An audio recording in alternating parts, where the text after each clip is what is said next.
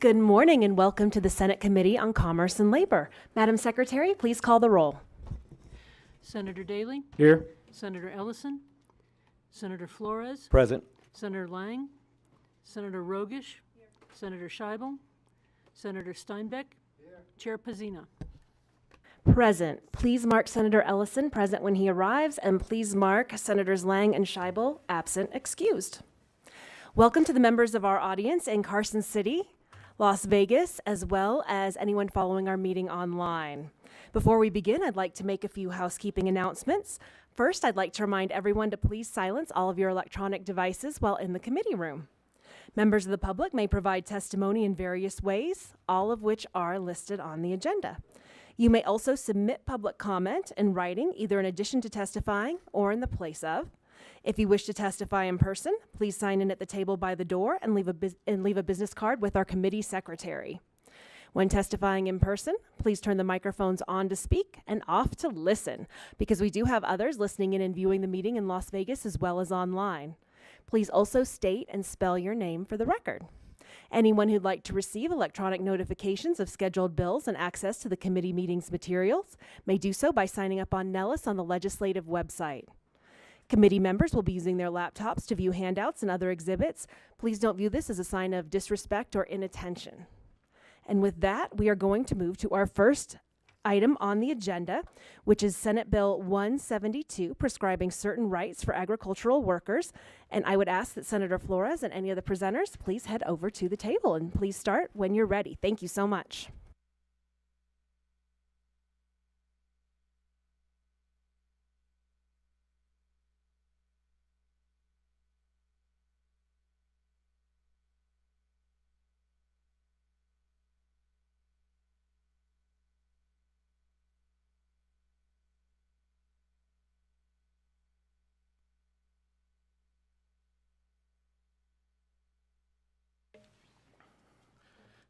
And I wanted to thank Madam Chair for allowing me to break the quorum today and wear my cowboy hat. Admittingly, I must say that I've always wanted to be able to present a bill with my hat, and I just never had the guts to ask our chair, and she was so gracious to say that because we are doing agricultural workers' Bill of Rights today, that it would be appropriate. I am Senator Edgar Flores, proudly representing Senate District 2, and it is an absolute honor for me today to present Senate Bill 172 alongside of some phenomenal human beings who have been instrumental in really shaping the language that we're about to address today. By way of roadmap and just to provide some clarity as to how we intend for the conversation to move forward, I would like to briefly explain how we got to this bill, why we're here today, how we started this conversation. I'd like to afterwards address a little bit of what we heard from the letters that some of you have seen that were sent in by the opposition, which I'm very grateful for their willingness to speak with us and engaging in this conversation with us. Afterwards, I'll hand over the presentation to Ms. Susie Martinez, and then followed, she will hand it over to Ms. Cecilia Alonso. Also, Antonio Ramirez, who's here from Make the Road, Nevada, will also be joining us just to provide some additional context should that be necessary. But with that, Madam Chair, and then at the very end, should you prefer, they can hand it back to me, and then I can just do a quick section-by-section breakdown, or we could go straight into questions after their introductory remarks, whatever you prefer, Madam Chair. So very quickly, I wanted to clarify, nothing in Senate Bill 172 is unique or a creative writing assignment that took place in Nevada. There are 14 states that have engaged in one way or another in the language that we're going to discuss today, number one.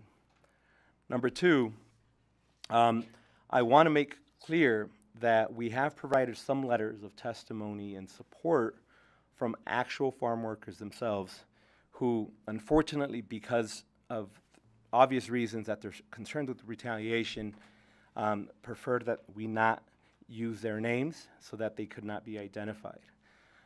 But it is in those conversations that we specifically felt the need to engage in this conversation,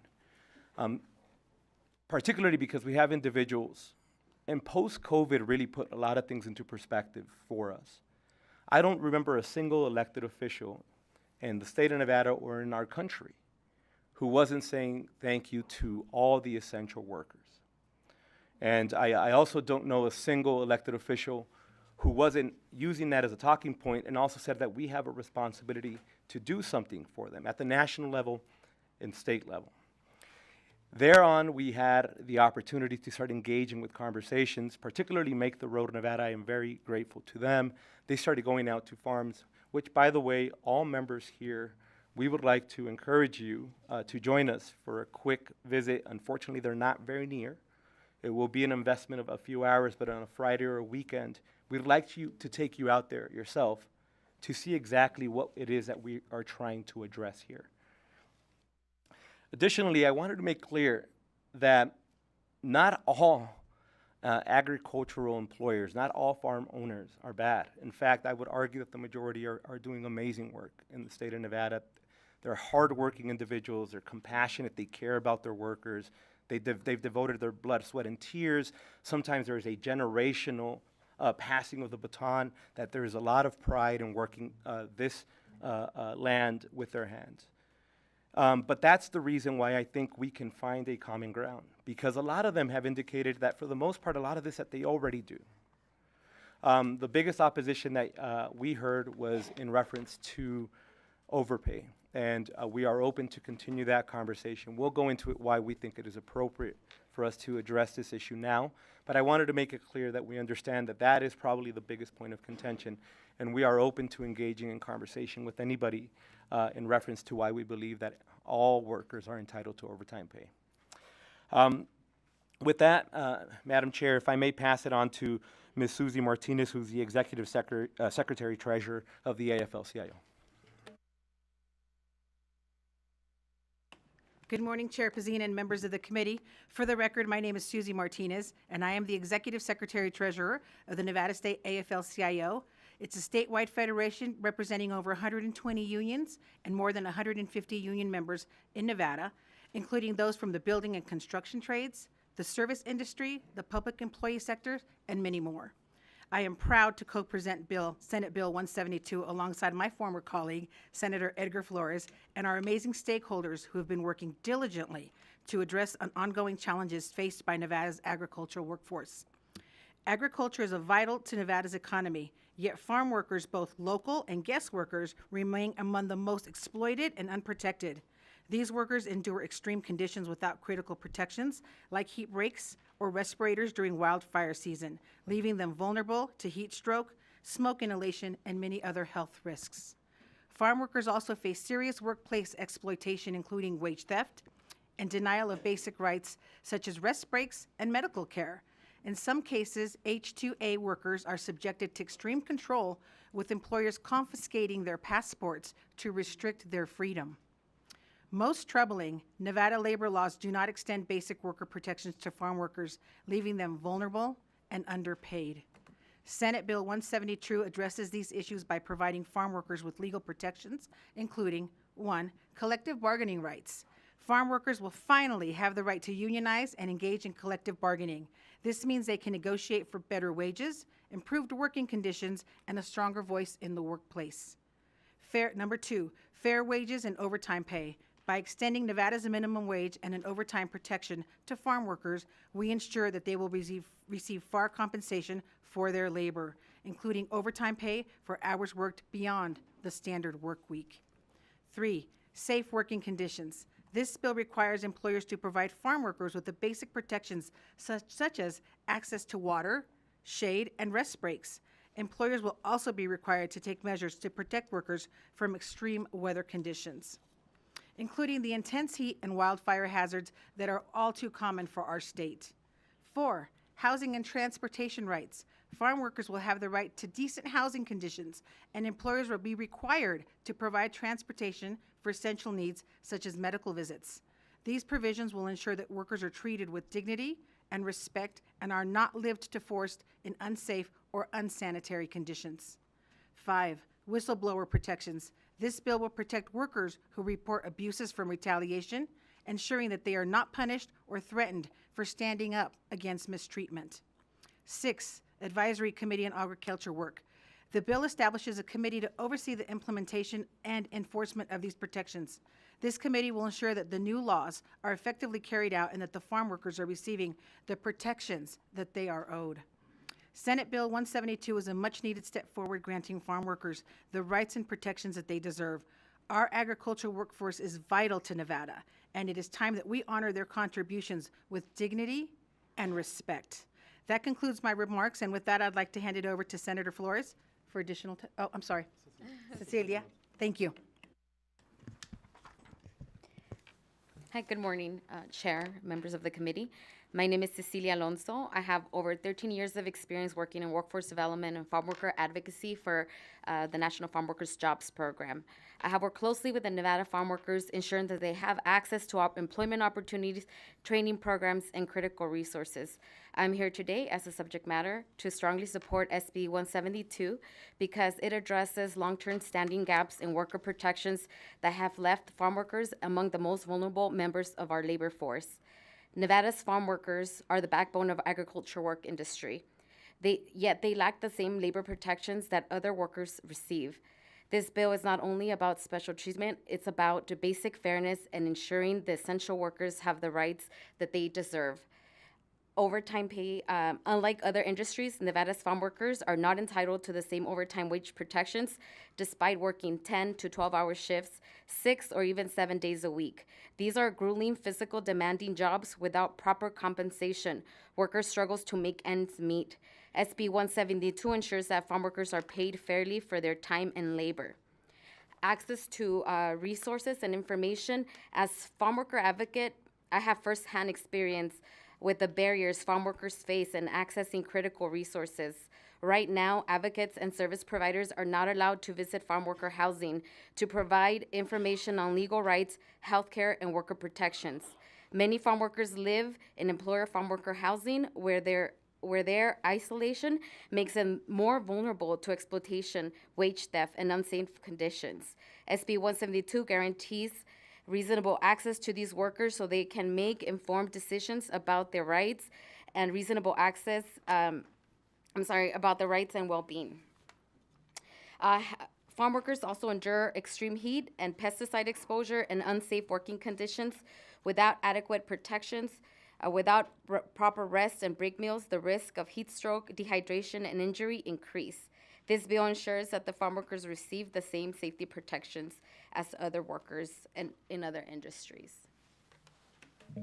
Madam Chair, State Senator Edgar Flores, for the record, if you'd like, I may now walk through the bill, or if you would prefer that we open it up for questions, whatever the committee prefers, Your Honor. Excuse me, I'm so accustomed to being in court. Madam Chair. Thank you for the honorary title. I'll stick with Madam Chair.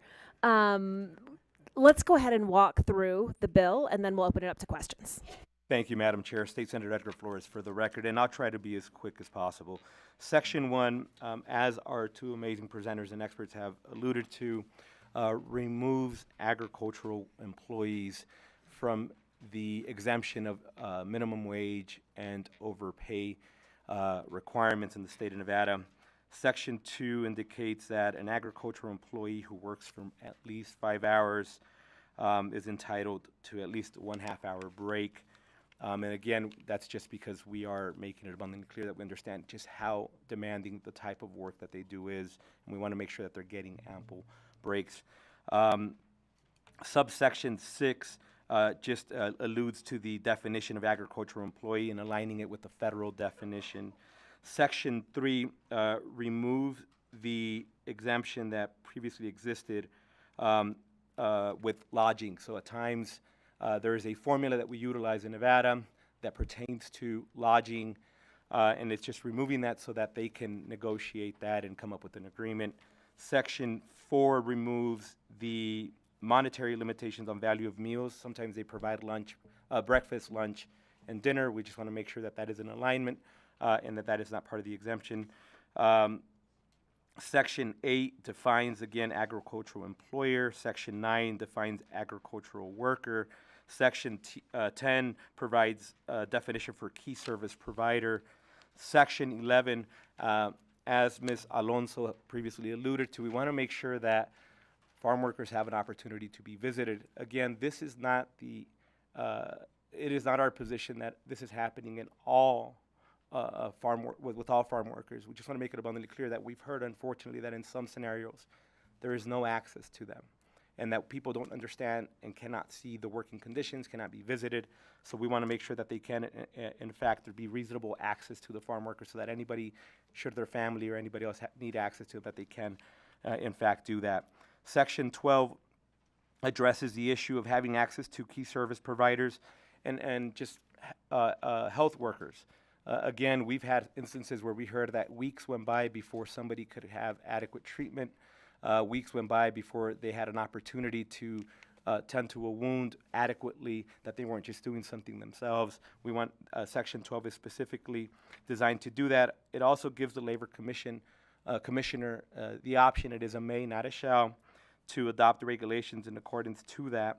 Section 13 talks about when an agricultural employer provides housing or transportation, that they at least allow that employee once a week access to go take care of their basic needs. Banks, as we often know, they're often in an isolated in areas where unfortunately they don't have access to a bank, they don't have access to a healthcare provider, et cetera. We're just making it abundantly clear that at least once a week. Now, we do have an exception there. We understand that it's not always very easy, particularly with folk who are engaged in the production of livestock on an open range. In that scenario, we understand, because they're in much more isolated situations, that they at least once every 3 weeks have an opportunity to do so. But if we have it defined, that then they now know that. I'm only going to have an opportunity to go out there once every 3 weeks. Let me plan accordingly. When we have a set rule, it makes it easier for the employee to plan accordingly. Section 14 just makes clear that it disallows for anybody to prohibit somebody to have access to the agricultural employee.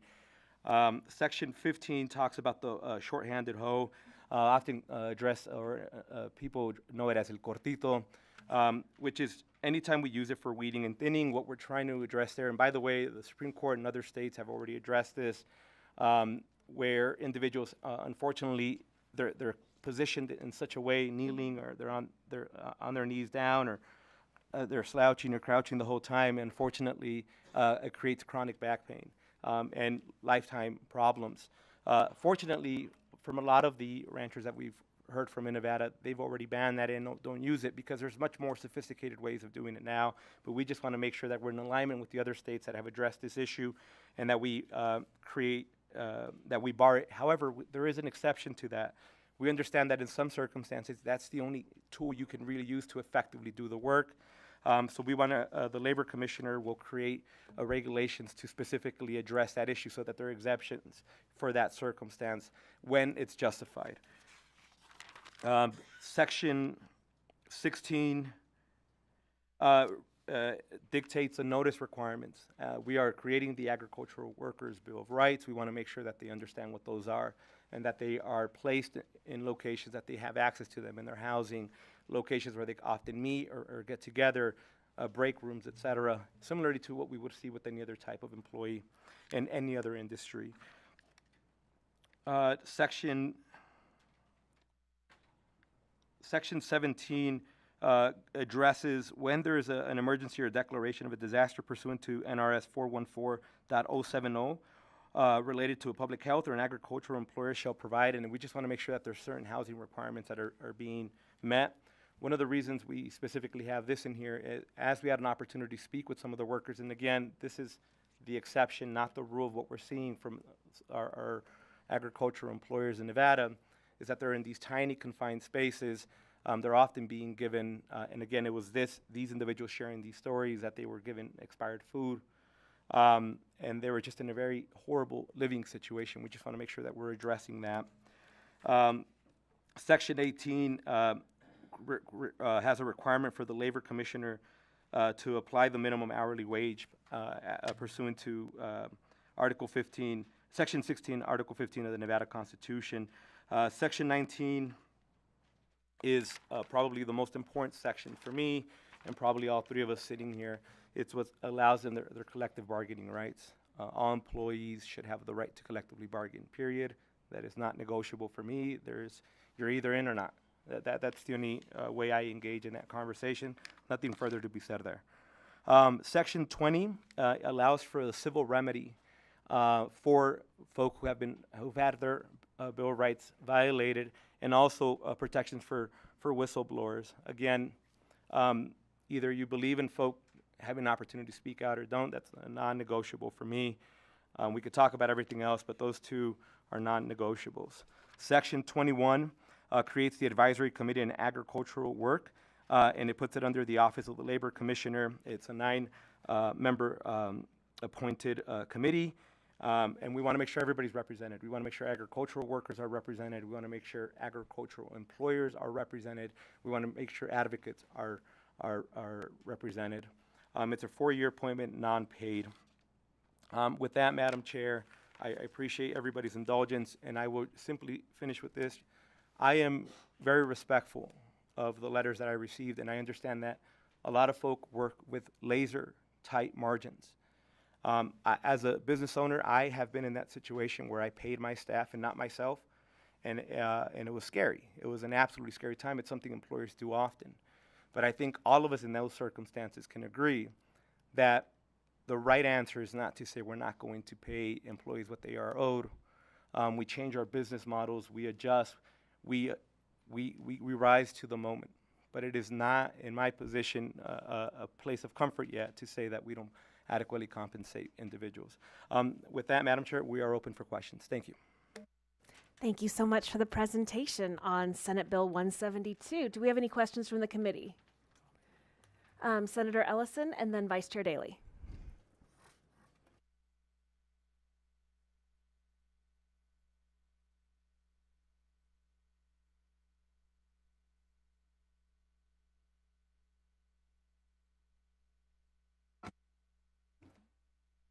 Got to keep pushing it.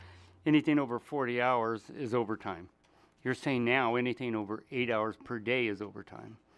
A lot of employees or employers, like myself, I have people that work for me, individuals say, hey, I've got to have Wednesday off. I've got something for my kids at the school. So we'll let them take that off and make up whatever they got to make up to where they get their 40 hours or more a week. So can you hit on that one first? Because I'll tell you what, you're going to change the whole labor laws by that one bill alone. That's number one. Housing, most of these houses that are out there on Section 17 have been there for a long time. So now with the sizes that's required in here, they're going to have to tear down buildings and build buildings based on the size of this. And I hope you can address that. The other thing is the... Senator Ellison, should we give him a chance to start answering and then you Yeah, can ask the okay. next question? Go ahead. Okay, thank you so much. We're going to have Senator Flores or one of his co-presenters answer some of these questions. In my experience, my name is Cecilia Alonso. Farm workers are the only area, sector labor that is not required to pay overtime. And we're not talking about a difference of I'm taking the day off to go take my kid to the doctor. Farm workers are working 10, 12-hour days, 6, 7 days a week, in my experience, when I go and speak to farm workers. And so I feel like they should be afforded the same rights as any other labor sector in the industry. If you go work anywhere, if you work more than 8 hours or 40 hours, you'll make overtime. It's not the case with farm workers.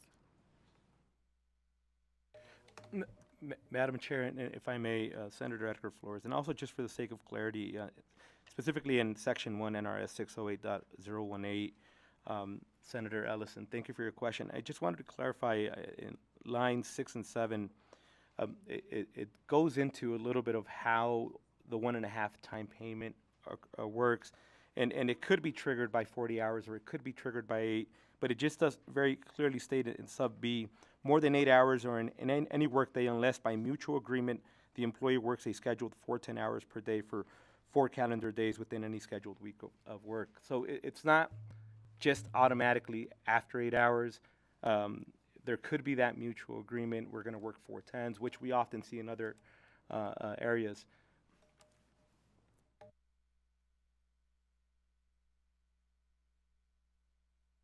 And by doing that, don't you think that'd create starting multiple shifts during farming session or during growing session?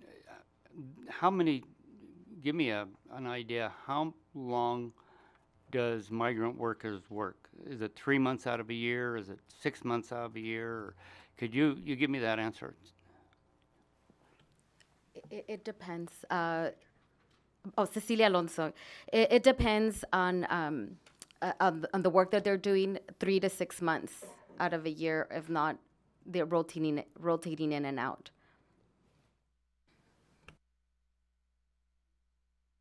And out of that 3 to 6 months, they get housing. Hey, but they negotiate before they come, do they not? They negotiate wages, but then again, overtime is farm worker sector is the only sector that they do not get paid overtime. So if they're working 8, 10 hours, 12-hour days, they won't get paid overtime.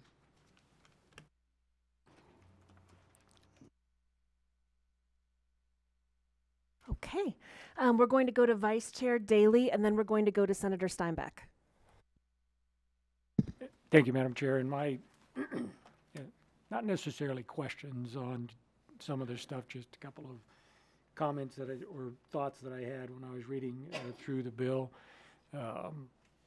My first thought was in Section 10, when you're talking about key providers in conjunction with Section 19, if they're able to organize. My first thought was you should probably add a union representative to the key provider list so that they have access and there's no questions along those lines. And then in Section 16, when you're talking about the notice, and I know we have this in many other areas of law and stuff, but you should probably just make clear, I know they have to do it for like OSHA information and various things, it has to be supplied in their native language. So not only in English, but in whatever language of the workers they may have, and it's not always just Spanish, it might be other languages as well. Just suggestions on my part.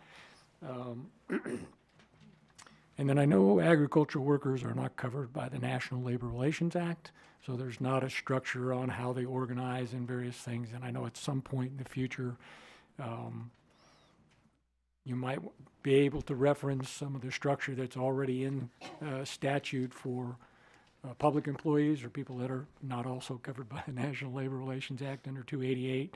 Because right now there would be no structure. They have the right to do it, but how would they go about it and various things on that. I think at some point probably needs to have some structure. And I did read the letter in opposition, and it reminds me of the same arguments. I'm sorry, it's not really a question. Reminds me of the same arguments when we're talking about minimum wage. It's going to cost jobs. It's going to this. It's the other thing. And I always looked at it like this. I said, look, McDonald's doesn't have extra employees on the floor. They have the calculations on what the rushes are based on the history, and they have the number of people that they believe they have to have on staff to meet their level of service, to meet the demand without having people wait 30 minutes to get their food. They don't have extra employees because it only they can pay them less than minimum wage. They have exactly the number they need, and paying them appropriate wage rate isn't going to change their business model at all. And then the automation argument, as soon as anybody can go to the automation, they're going to do it either way. It doesn't, so all of those I think are red herring, false arguments. People are going to try to be as efficient as they can, but not paying people for their work at least a minimum wage and not paying overtime when you can do those things. And then if they can collectively bargain, there are several other things they can put in there for safeguards and work rotating shifts of 12, however you want to do that, if they're able to do it, give them further flexibility. So anyway, those are my comments. Sorry about not having a question. Other than that, I think you're in good shape, at least for me. Thank you so much, Vice Chair. Senator Steinbeck. Thank you, Madam Chair. Thank you, Senator. Thank you for the presentation. By the way, Senator Flores, I want to say you're pulling off that hat. You look great. Questions, a couple questions I have is, you mentioned other states, and can you just kind of give us a comparison of where we are with other states, both maybe historically and currently with current efforts?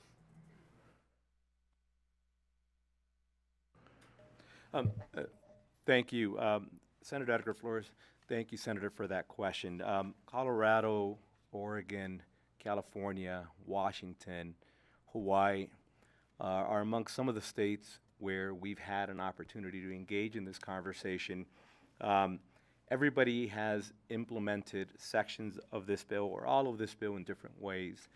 Through negotiations in those states, we've seen that the biggest question was the overtime pay. Candidly, I understand that that is what is most difficult, and it's difficult because if you've had an industry that's existed for 100 plus years and they've always done it a certain way, and all of a sudden we're asking you to recalculate, to look at it differently, to implement certain strategies so that the math pencils out so that you can make the profits while protecting somebody's labor rights. We understand that is not an easy task. And so I am not suggesting that I am coming in here and saying we're just going to do this and everybody's going to go back and it's going to be an easy formula. I understand that it will take recalculating, it will take sitting there and doing the math. But in those states, that was the biggest point of contention, and it is continuously going to be the point of contention probably in the state of Nevada and other states as we're moving in this direction. What I don't think is appropriate, though, is that we sit back and say, because it's difficult to engage in that conversation, we're not going to engage in it at all. Because we respect farm workers and we know that they're so incredibly hardworking, we know that these businesses have been here for so many generations in our state, that we say simply because of that, we're not going to engage in this conversation. I also am respectful that not every model is the same. We do have folk that the way their business model is bringing H-2A workers, for example, and for those of you who are uncomfortable with H-2As, is agricultural seasonal workers that come in. By our projections, it's about 8,000 human beings. That number may vary. The U.S. Citizenship and Immigration Services, they have a slightly different projection. But the point is, we understand that there are seasonal workers that are coming in and out. But they're meeting a labor shortage and they are doing something that is incredibly important. I am of the position that if we have to bring humans from other countries to meet the needs that we have a requirement to meet here in Nevada, and we unfortunately don't have the human capital to do it here, that we say thank you, right? I think the notion is, well, we're giving you a job, you got to be grateful. Well, that land would not cultivate itself, would not take care of itself, but for those humans coming here and doing us the favor also. So I think it is a mutual relationship of respect and saying, I see what you're doing, I am respectful to you. Because of you, I have this land. Because of you, we are providing so much quality service and love to the ground, in essence, really, in a way that I think we should have Nevadans here saying, we're advocating, we see you. We're not just post-COVID saying, you're an essential worker, you're so important, thank you, but we're not going to change anything to continuously support you. Thank you. And one final question, please, Madam Chair. With regards to the advisory committee, I think one of the most important parts of this bill is the right to collectively bargain, right? I think that then that takes care of a lot of the other issues through that simple right. But you have the, you're adding in an advisory committee, but is it possible that would be then handled by the EMRB and not be necessary to have an additional committee? Thank you, State Senator Edgar Flores. For the record, I am open to working with this advisory committee in whatever way we think is appropriate. If we want to change the makeup slightly, we are open to those conversations. And if at the very beginning, I am mindful that just because you have collective bargaining rights, you're not going to see a host of humans getting together. It's complicated, it's difficult, particularly in these situations where folk really are in different areas. It's not easy. So I want safeguards in place to ensure that if Should they utilize collective bargaining rights, beautiful. But if they don't, that we as a state, we're still setting a minimum standard. And through this committee, I believe that we can do that because they're going to be reporting back to the state of Nevada. They're going to be reporting to the legislature. And we'll have an opportunity to look at hard data saying, well, wait a minute, we're really concerned about this. Or, look, we're doing an exceptional job. Whatever it is, I think it's important because so much of what we do in this realm, we just don't know, right? Unless somebody's out there going into the farms, unless you're collecting data, unless you own this operation, you don't know. And it's easy for us because we're so accustomed to particularly in Southern Nevada, a specific type of lifestyle, that we forget that Nevada is such a massive land, right? And there's just so much happening out there.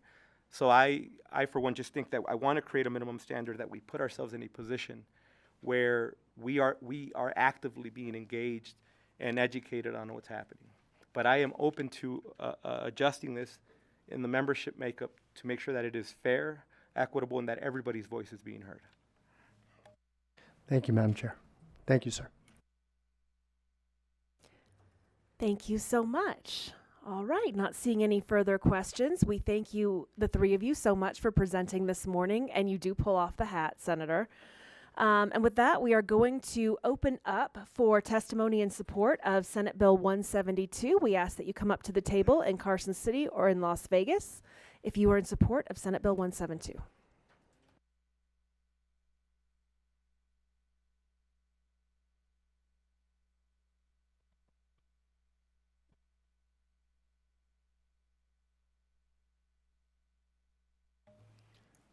Good morning, Chair, Vice Chair, members of the committee. My name is Wesley Harper. I am the Director of Government Affairs for the City of North Las Vegas. This bill is it's a human decency bill. It's about the values of Nevadans. And those values outlined in this bill are consistent with the values of our great city. Therefore, we are in support. Thank you.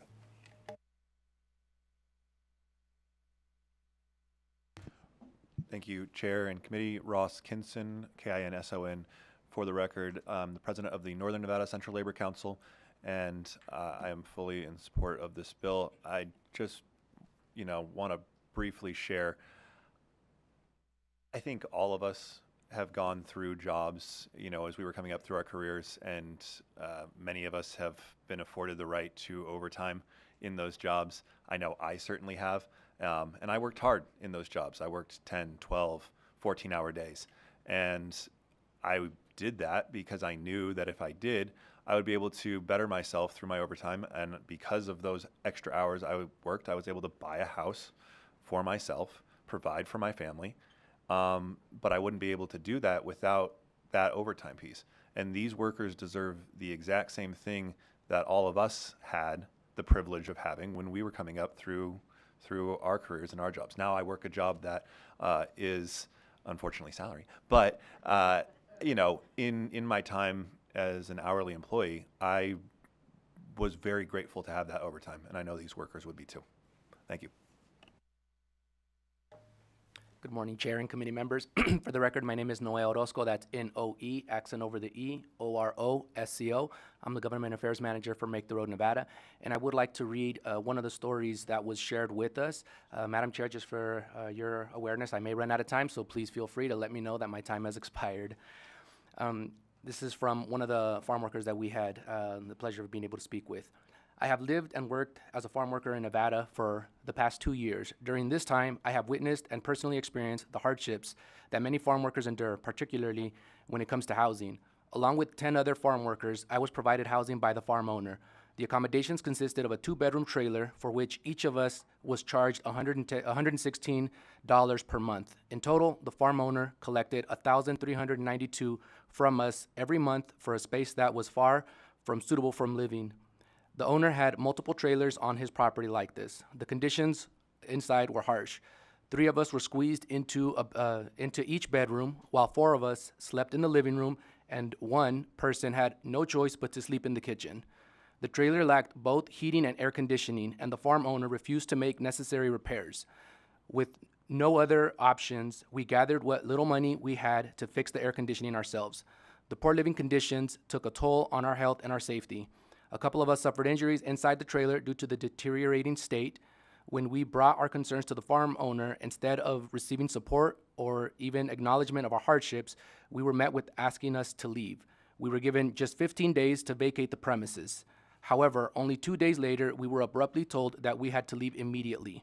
Just like that, we were left unemployed and unhoused. Once again, we pulled our limited resources together and managed to get a trailer.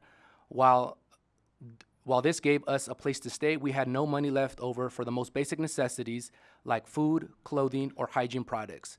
It was an incredibly difficult time, but we were fortunate and grateful to receive support from community service providers. This experience reinforced the urgent need for fair and humane living conditions for farm workers. No one should have to endure what we went through just to earn a living. Our labor sustains the agricultural industry, yet we are often Thank left... you so much. We went a little over, but if you can please provide that to our committee secretary so we can make sure that we get it on the record. Yes, as well, ma'am, the and full this comments. is just one of 3 other stories that we were able to collect, so we'll make sure And to share please that. share all. Thank you so Thank you. much. Good morning, Madam Chair and Committee. My name is Aisha Goins, Aeshagoins, and I'm here on behalf of SEIU 1107. Some of these remarks heard today and some of the asks in this bill feel just a little too familiar for me. It's very uncomfortable, and it's hard to believe that we're having a conversation about fair wage, about humanity. And so I'm urging this committee to just consider, as Senator Flores has said, that we owe these farm workers a thank you for centuries of just tilling our land, keeping food on our table, allowing the opportunity for us to have food in the grocery stores. And so SEIU 1107 supports this bill, and we urge you to support it as well. Thank you.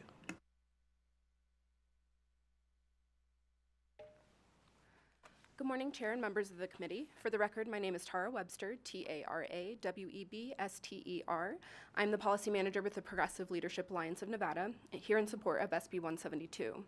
Nevada's agricultural workforce is the backbone of our great state. Agricultural work is one of the most dangerous occupations, with workers routinely experiencing injuries, pesticide exposure, heat stress, lack of shade, and inadequate access to essential health care and housing. The opposition testimony soon to follow will claim that agricultural workers already have access to labor protections. However, this argument won't be made in good faith. Agricultural workers are some of the most oppressed workers in the United States. We'll also hear the opposition argue that legally requiring agricultural workers overtime pay will force farm operators to cut workers' hours and hire more workers to balance the cost. Again, we reject this argument. Exploiting farm workers creates instability in the workforce, leading to higher turnover and labor shortages. The Progressive Leadership Alliance of Nevada believes that farm workers deserve to be paid fairly, have safe housing, have access to essential services without fear of retaliation. We assert that investing in workers isn't just about a more sustainable agricultural economy, it's about human decency and taking care of our fellow man. On behalf of PLAN, we urge your support for SB 172. Thank you. Thank you so much. Seeing no one in Las Vegas, I believe we have a number on the phones, probably in all directions. So, is someone coming to the table in Las Vegas? Go ahead and begin when you are ready. Yes, I'm so sorry about that. Good morning, Chair and members of the committee. My name is Hector Arreola, first name Hector, last name Arreola, and I am the Policy Fellow with the Nevada Environmental Justice Coalition. This bill is about honoring the hardworking men and women who put food on our tables and feed our nation. This is about ensuring they are treated with respect, dignity, and fairness they deserve. Nevada's farm workers endure unnecessary grueling conditions to sustain us all, and this bill ensures their basic needs aren't overlooked. Most agricultural workers have no choice but to live in employer-provided housing. These workers deserve safe living spaces with proper ventilation, because breathing poor air quality raises the risk of respiratory illnesses, putting their health in jeopardy when they have no other alternatives. Rural areas are vast and spread out, and many farm workers don't have reliable transportation to get to town for essentials, whether it's visiting a bank, accessing groceries, or seeking healthcare services. Preventative healthcare is the most cost-effective solution for both the worker and the employer. Healthy employees are more productive, miss fewer work days, and contribute to a stronger, more effective workforce. This bill creates a minimum standard for the living and working conditions for those who must work in the fields every day to harvest the food that ends up on our kitchen's table. Senate Bill 172 is about recognizing the humanity of those who feed us and ensure they have the basic protections and opportunities they need to thrive. Thank you for your time and dedication to the people of our state. Thank you so much, Mr. Areola. And I think right now we are going to head to the phone lines. Anyone in support of Senate Bill 172? We'd love to hear from you. Thank you. If you would like to testify in support of SB 172, please press *9 now to take your place in the queue.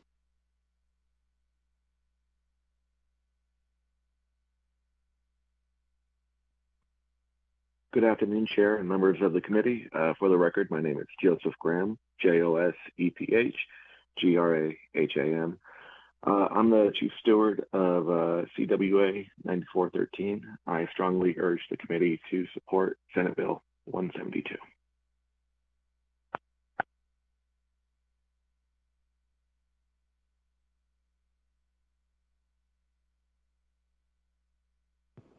Very good morning, Chair and members of the committee. My name is Matthew Wilkie, Mathethewie. Just calling in support, and I'll say ditto and listen to those with lived experience. Thank you so much for your time.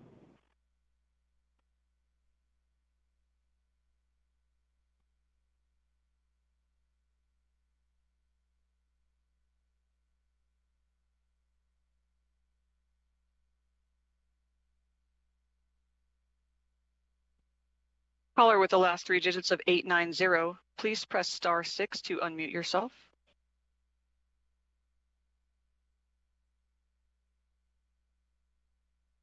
Apologies, I thought I already testified. Good afternoon. For the record, my name is Joseph Graham, Graham. I'm the Chief Steward for CWA Local 9413. I strongly urge the committee to support Senate Bill 172. Thank you.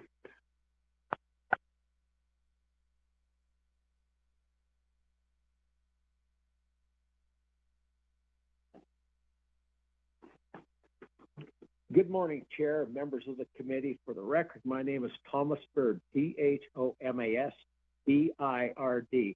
I'm a union member. I'm a member of IBEW Local 1245. I strongly urge the committee to support Senate Bill 172. Thank you.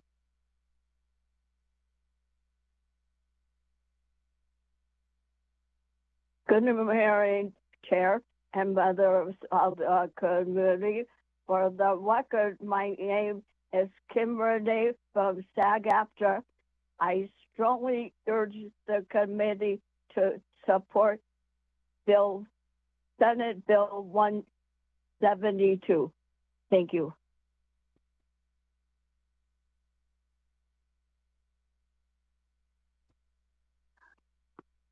Good morning, Chair and members of the committee. For the record, my name is Maria Teresa Hank, MARIAPERESA HANK, and I am a union member of Transport Workers Union Local 556, a shop steward, and the COPE Committee co-chair. I strongly urge the committee to support Senate Bill 172. Thank you.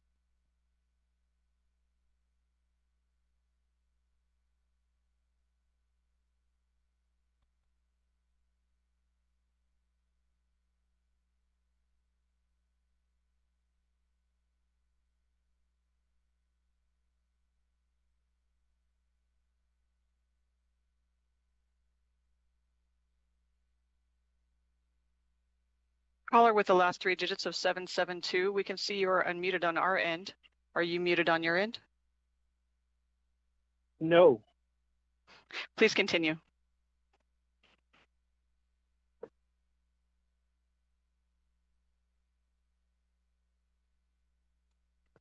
Oh, good morning. Good morning.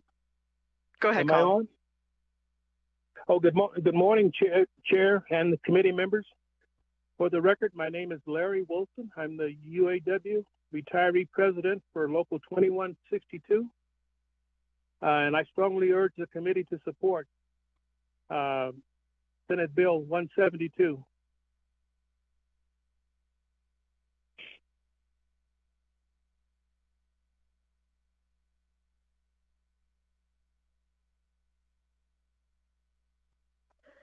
Morning, Chair and members of the committee. For the record, my name is Evelyn Pacheco, Evelyn Pacheco, Pacheco, and I am an Army veteran. And I'm also a union member of UA Local 525 Plumbers, Pipe Fitters, and HVAC. And I strongly urge the committee to support Senate Bill 172. And thank you for your time this morning.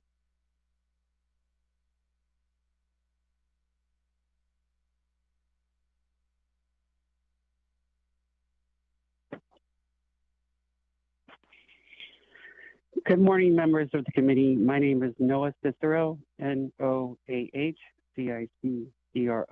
I am with the group Progressive Leadership Alliance of Nevada. I believe SB 172 is a great bill. I believe farm workers should be able to advocate to be paid fairly.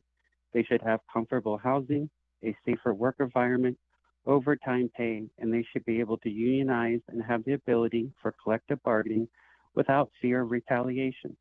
I deeply appreciate the hard work of farm workers and believe they deserve to have these rights.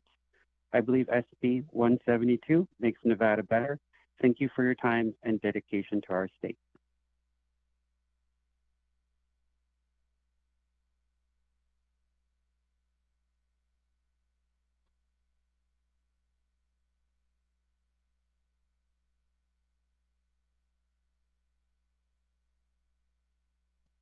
Caller with the last three digits of 142, please press *6 to unmute yourself.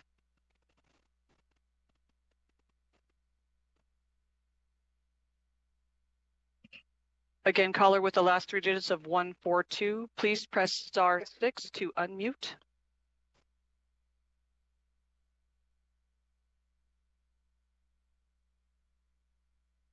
Chair, it looks like this caller is having difficulties. We will move them to the end of the queue.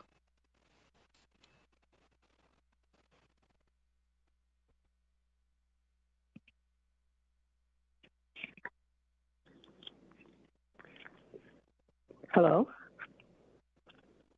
Please continue. Okay. Good morning, Chair and members of the committee. For the record, my name is Linda Ward Smith, spelled LINDAWARD-SMITH. I am a union member of the American Federation of Government Employees, Local 1224, and I strongly urge the committee to support Senate Bill 172. Thank you. Thank you, Ms. Ward Smith, one of my Emerge sisters. Please, next caller.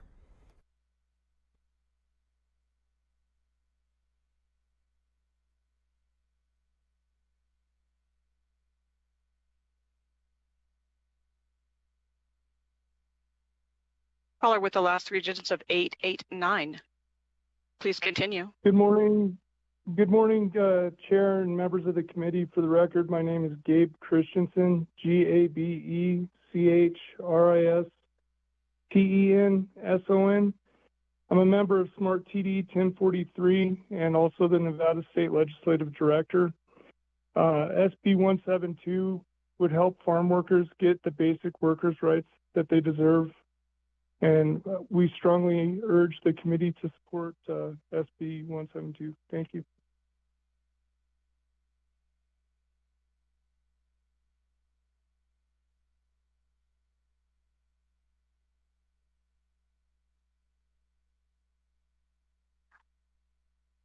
Good morning, Chair and members of the committee. For the record, my name is Clarissa, Clarissa, Principe, PRINCIPE, and I am a union member of Transport Workers Union Local 577. I strongly urge the committee to support Senate Bill 172.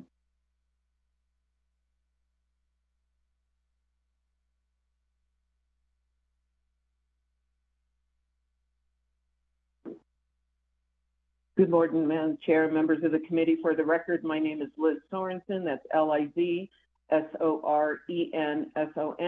I'm the president of the Nevada State AFL-CIO, and I urge this committee to please support SB 172. Thank you.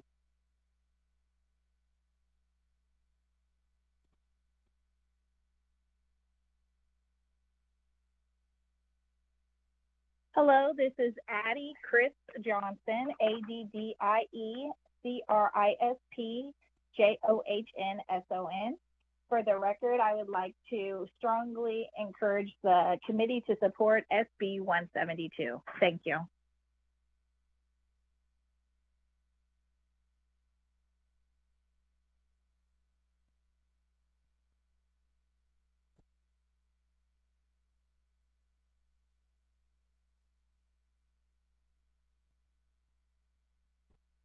Good morning, Chair and members of the committee. My name is Gary Watson, WATSON. I am the Secretary Treasurer of Teamsters Local 533, and I strongly urge the committee to support Senate Bill 172. Thank you.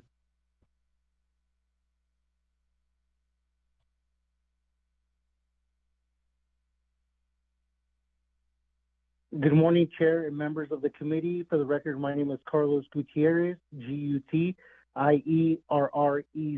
and I'm a union member of UA Local 350, Reno, Nevada, Plumbers and Pipe Fitters.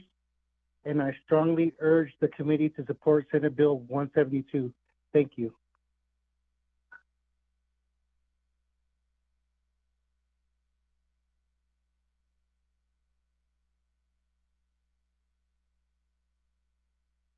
Good afternoon, Chair, members of the committee. For the record, my name is Erika Castro, ERIKACASTRO. I'm calling on behalf of the Nevada Immigrant Coalition in support of SB 172. We want to thank Senator Flores for bringing this bill forward to support agricultural workers in the state of Nevada. In many cases, farm workers are often left out of labor protections, and this bill aims to rectify that by expanding protections and improving their working conditions overall. The Agricultural Bill of Rights will ensure workers on Nevada farms are fairly compensated, have adequate living conditions, and gain the right to organize and unionize if needed. SB 172 will work to strengthen our agricultural workforce and ensure its sustainability, especially in these uncertain times when we are seeing farmers being impacted by the cause of mass deportation and federal cuts. By ensuring that farm workers in Nevada have good working conditions and safety protections, we are defending our state's diverse workforce and economic stability, especially for rural Nevadans, since it is home to many of these workers. We urge your support of SB 172. Thank you for your consideration.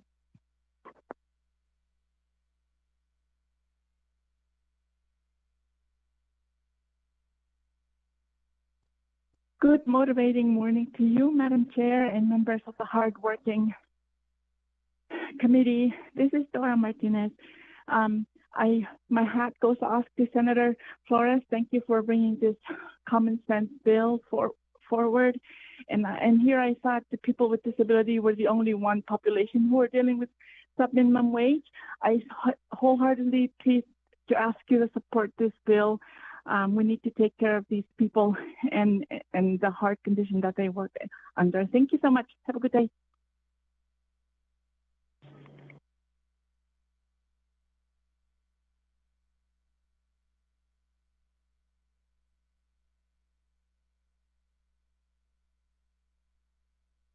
Good morning, Chair and members of the committee. For the record, Mike Pilcher, PILCHER, member of IAFF Local 731. I strongly support and urge you to support SB 172 and respectfully ask you take a look at around the room that you're sitting in. You have a seat at the table to affect better public policy, to improve the quality of life and standards of living for Nevadans. We ask you to consider the same for agricultural workers. And perhaps if the other side of the aisle respectfully tells you that they always have an open door policy, you might ask them, where is this room that you have this open door policy? And do you have a seat at that table in this room for our agricultural workers? Thank you, Madam Chair, and have a great day.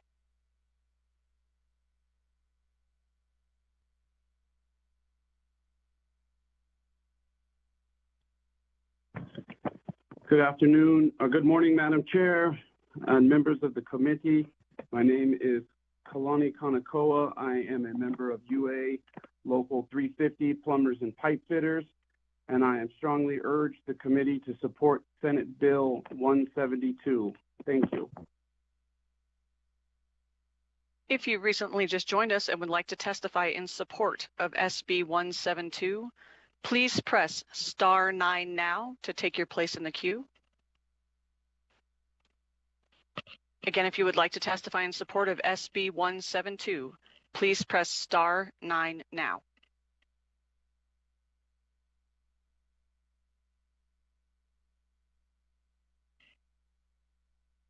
Chair, you have no more callers wishing to testify in support at this time. Thank you so much. I would remind our speakers, if there's a point where you can say me too or ditto, that always works. And we thank you all so much. And we're at this point going to close testimony in support of Senate Bill 172 and open testimony in opposition of Senate Bill 172, starting in our physical locations of Carson City and Las Vegas.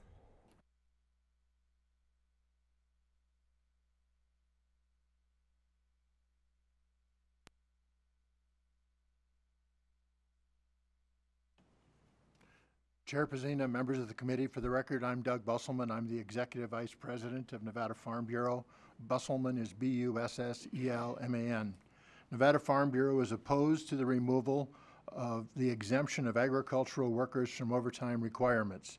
We also oppose state overtime laws impacting the federal adverse effect wage rates. These rates are part of the H-2A agricultural seasonal and temporary workers federal visa program. Nevada's current federal adverse wage effect rate for H-2A workers is $17.84 per hour. Also required by this federal program, workers receive housing and transportation. We want to express that we are not in support of Section 19 and the inclusion of farm workers in the collective bargaining arrangements being incorporated into the provisions of the Agricultural Workers' Bill of Rights. Along with our concerns over the well-being of agricultural operators who employ agricultural workers, we are also concerned of the well-being of agricultural workers. From our communications with agricultural employers, and also substantiated by research information of Alexander Hill, an assistant professor of cooperative extension at the University of California, Berkeley, agricultural workers in California have experienced 3 to 5 fewer hours per week after ag overtime took effect there. Her findings for 2022 showed workers earned $100 less per week and $2,000 less per year. She indicated that her research found only 13 to 30% of the workers worked more than 40 hours per week.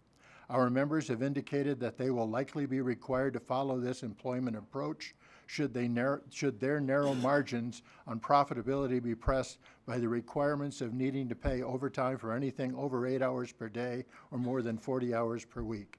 We urge the committee to oppose 172. Thank you. Good morning, Madam Chair. Good to see you. For the record, Trey Abney, T-R-A-Y-A-B-N-E-Y, here today representing the small business owners that are members of NFIB Nevada.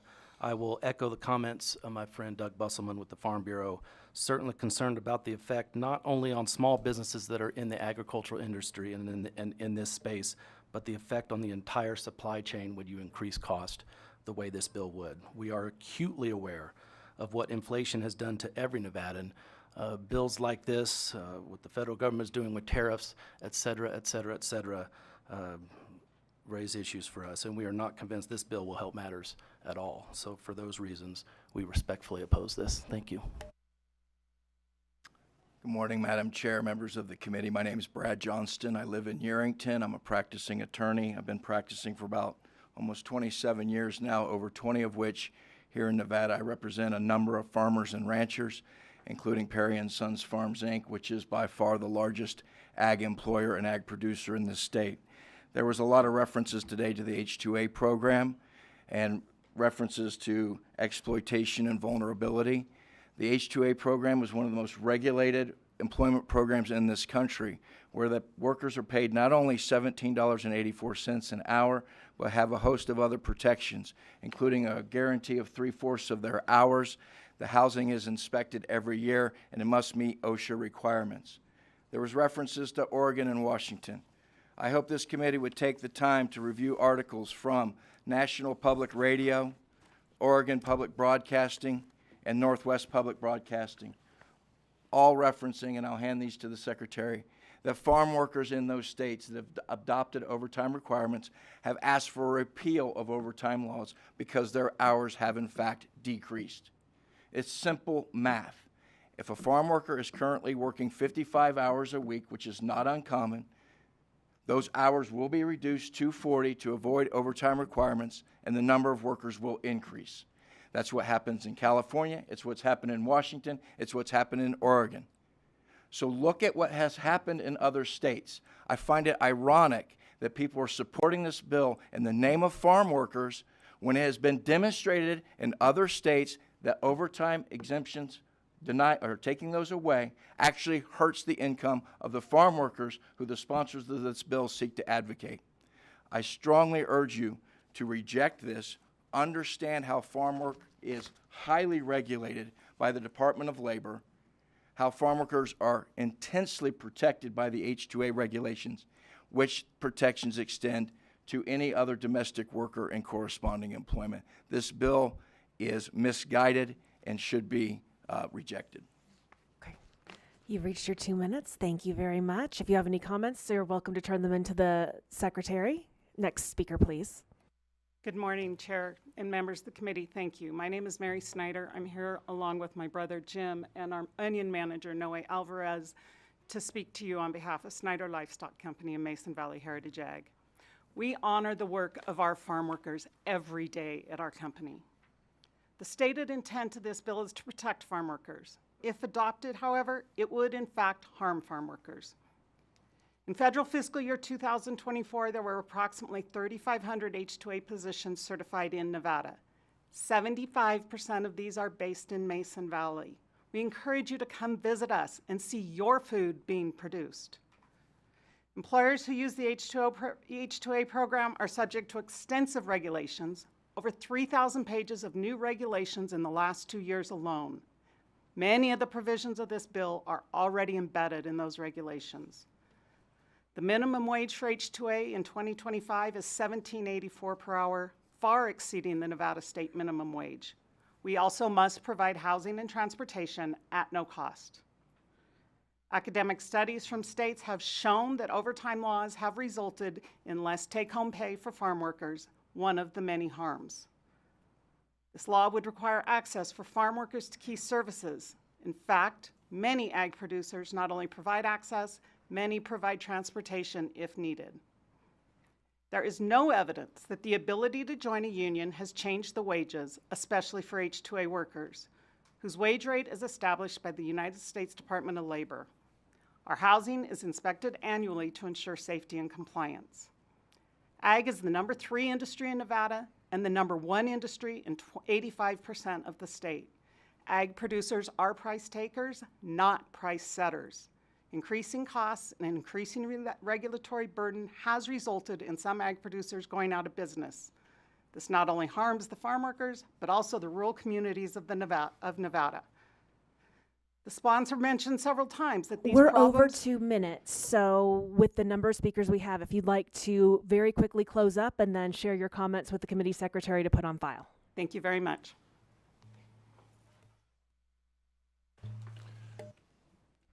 Good morning. Thank you for the opportunity to address you, the chair, and the committee this morning regarding our objections to SB 172. I am Jim Snyder, representing my family operations, Snyder Livestock Company, and Mason Valley Heritage Ag, producers of cattle, hay, onions, garlic, carrots, and other crops in Lyon and Douglas counties.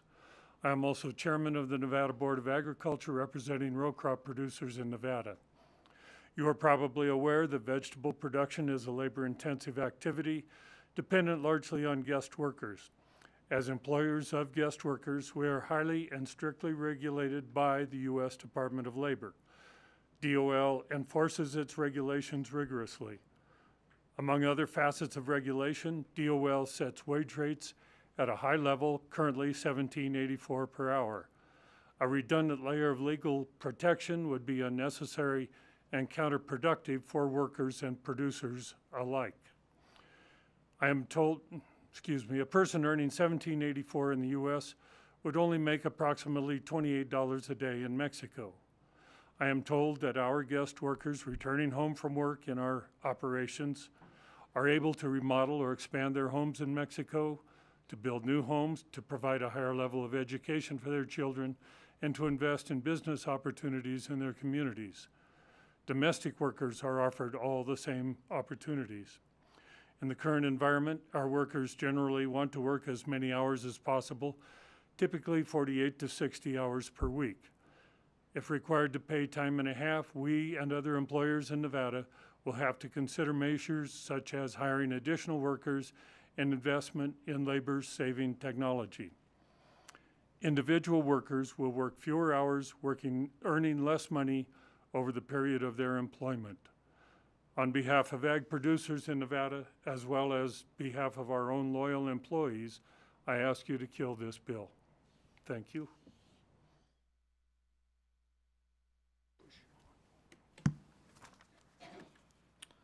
Hello, my name is Noé Alvarez. I work for Mason Valley Retails.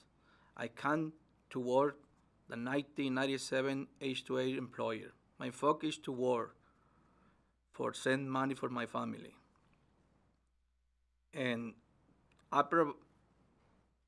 can suggest change to remove the overtime to the exception. The employer, I like to come to work and is working, I like to work more hours. When the harvest is ready, and it's not time for harvest. You lose the quality, see, you know, having the employers. Thank you.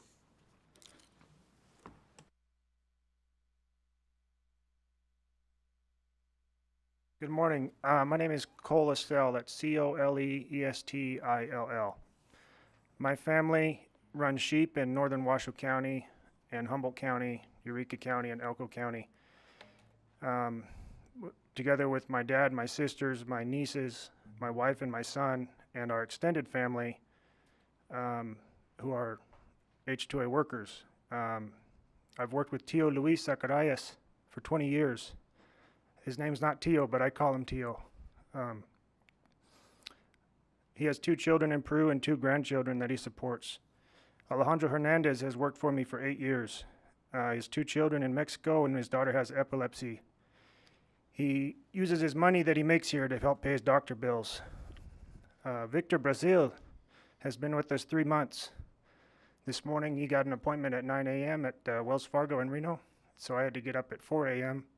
to drive him to Reno and drop him off so I could be here for this meeting because this is very important. Alejandro Walparuca has worked for me for 6 years. He has 3 children. His 2 daughters are done with college. He paid for that with his money that he made herding sheep. His 3rd child is just starting college now. Noel has 2 daughters in high school. Jesus has a wife that has kidney disease, and his much needed doctor visits are paid with money made in Nevada. Juan Hatameo is putting his oldest daughter through college and his 2 younger children through high school.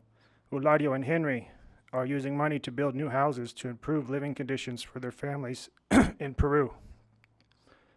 I consider these men my family, and they help me, and we work together day in and day out. If this bill passes, I would ask everyone in favor to please tell me which one of them I need to lay off, or 2 or 3 of them that I will have to lay off in order to continue to stay in business. Thank you for your time.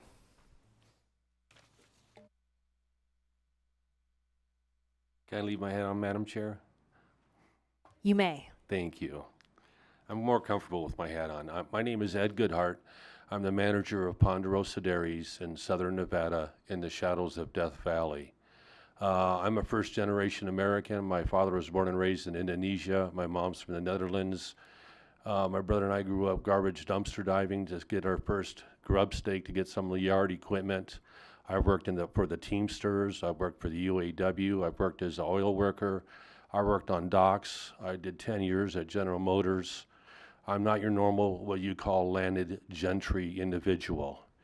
I paid for my college off of savings mowing yards in high school.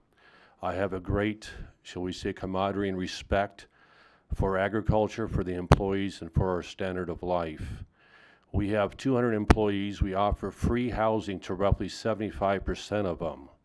We consider them our family. I sent my wife back to college. She has her master's degree in nursing, and she sees all of our employees free of charge. We consider them our family. It's that great family that's made us, allow us to have, between that one and the new operation we took over in Smith Valley, we're now about 40% of the total milk production in the state of Nevada. We ship out a tanker load of milk from Amargosa Valley every 1.5 hours. Without these great individuals, we wouldn't have a business. But at the same point in time, the price of milk in the store was $2.60 in 1995. Right now, that price of milk at Walmart on Sunday was $3.04. When I left my UAW job at Chevrolet in 1995, a new pickup truck cost $22,000. Now it's $60,000. So we're a price taker, not a price maker. The federal government dictates the price of milk. Over the last few years, we've done everything we can do to reduce, reuse, and recycle. I drive the newest, biggest, baddest truck on the place since I'm El Jefe. It's 9 years old, and it has 200,000 miles on it. I'm just saying with the overtime rules, we're going to have to cut overtime. Everyone's got to be on straight time. They're going to end up You are over 2 minutes, but I would encourage you to please provide your comments to the And I would committee like secretary. to meet with the bill sponsor. I could show them what we do out there. There's a lot of stuff that he speaks to that we are ag producers already doing. And we just, at this point in time, like the chicken deal and the egg deal. Thank you, and I think he would be open to that. Yeah. And thank you Thank you. very, very much. Please provide your comments to the committee secretary so we can make sure they're on the record. And please do connect with the sponsor of the bill.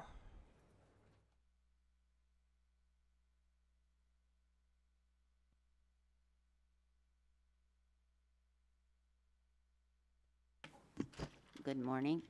Am I on? Good morning. My name is Joyce Gavin, Gavin. I represent the Borderland and Sheep Company. And I strongly oppose this bill because it's eventually going to put me out of business by over-regulating the employer. Nevada's history has been mining and ranching and farming. Times change, I know. But food doesn't change, clothing doesn't change, medicine doesn't change, and good health doesn't change. We're all wearing suits, maybe made of wool, maybe your socks, maybe your shoes of leather, maybe the leather chairs you're sitting in. Medicine, that all comes from ranching. And this bill is going to make food go sky high. I hope you all keep that in mind. Thank you. Good morning. My name is John Gavin, John Gavin. I have an office building about a block away here. I was a practicing attorney for 33 years. At the beginning of my career, it was worker comp advocacy for injured workers. I gravitated because the Borderland and Sheep Company for 50 years has been my home. They're my family, and it's a small business. We treat our workers extremely well. They are critical factors in our production, but there's something that will tell you about the sheep business. You used to have 3 million sheep in Nevada. We have 30,000 now. Why do you think that is? There are a lot of factors, but a big factor is wages and benefits. We're not opposed to these workers. We cherish these workers and we protect these H-2A workers. They've been with us for 20 years, some of them. It's a family out of Guadalajara area, and the reality is they fight between themselves, begging to come back to work for us every year. Because just like some of these other ranchers have said, they buy land there. They remodel homes. They do things that are productive for their families. They're not going to get that in Mexico. You know, don't please use judicial, I won't say judicial, say legislative restraint when you're looking at this stuff. This is a redundant process that the Department of Labor has already been concerned about. I mean, we're regulated by the state of Nevada. We're regulated by BLM. We're regulated by We have reached 2 minutes, Forest but I Service. would ask that you provide your comments to the committee secretary so that we can make sure that they're all on the record. Please apply legislative maturity when you're looking at these bills. And we oppose this bill. We gathered, and thank you very, very much. I don't see anyone in Las Vegas. I see one additional gentleman coming up in Carson City, and then after that, we will head to the phone lines.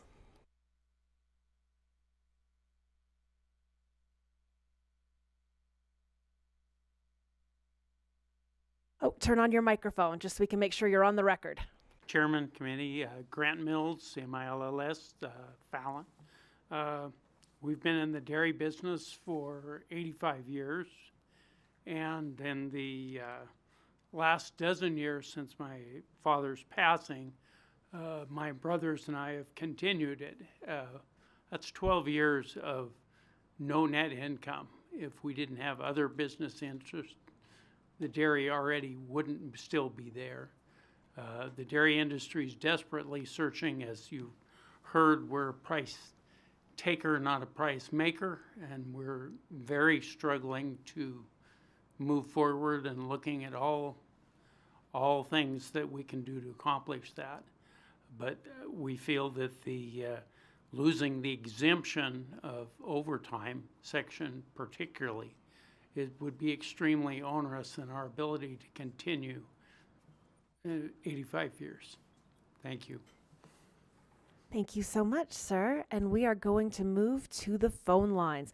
A reminder, please, you can say me too, you can say ditto, and we'll look forward to hearing from you in opposition of SB 172 on the phones. If you would like to testify in opposition of SB 172, please press star 9 now to take your place in the queue.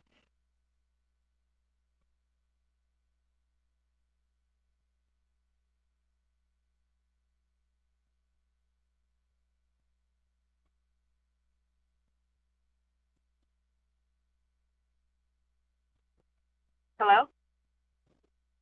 Please continue. Hello? Hi, good morning. Thank you for the time. My name is Andre Soares. I'm a sheep rancher from California, and my family had long maintained permits in good standing to graze public land in Nevada for about 45 days of the year. The main source for sheep operations is H2A livestock range herders as permitted by the Federal Department of Labor.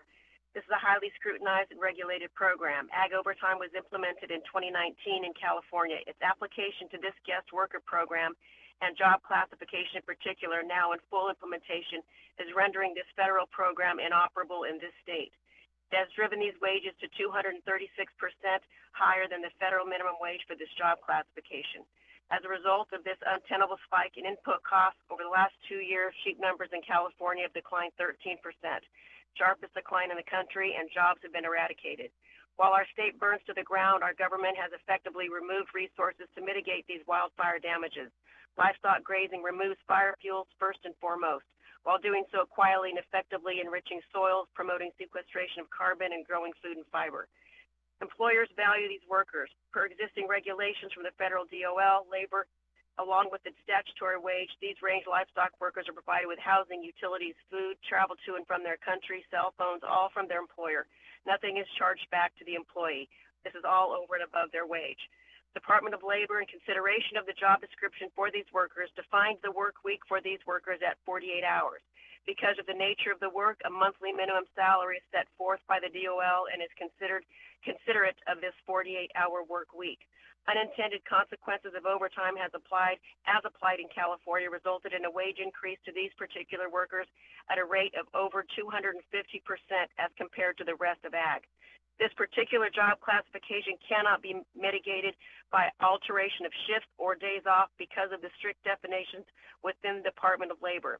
It is your responsibility, please, and I urge you to fully explore and understand this point before taking Ma'am, action on we've this bill. hit 2 minutes, but I would recommend and encourage you to provide your comments to our committee secretary so that we can make sure everything you wanted to say afterwards is also on the record. And thank you very much for your time.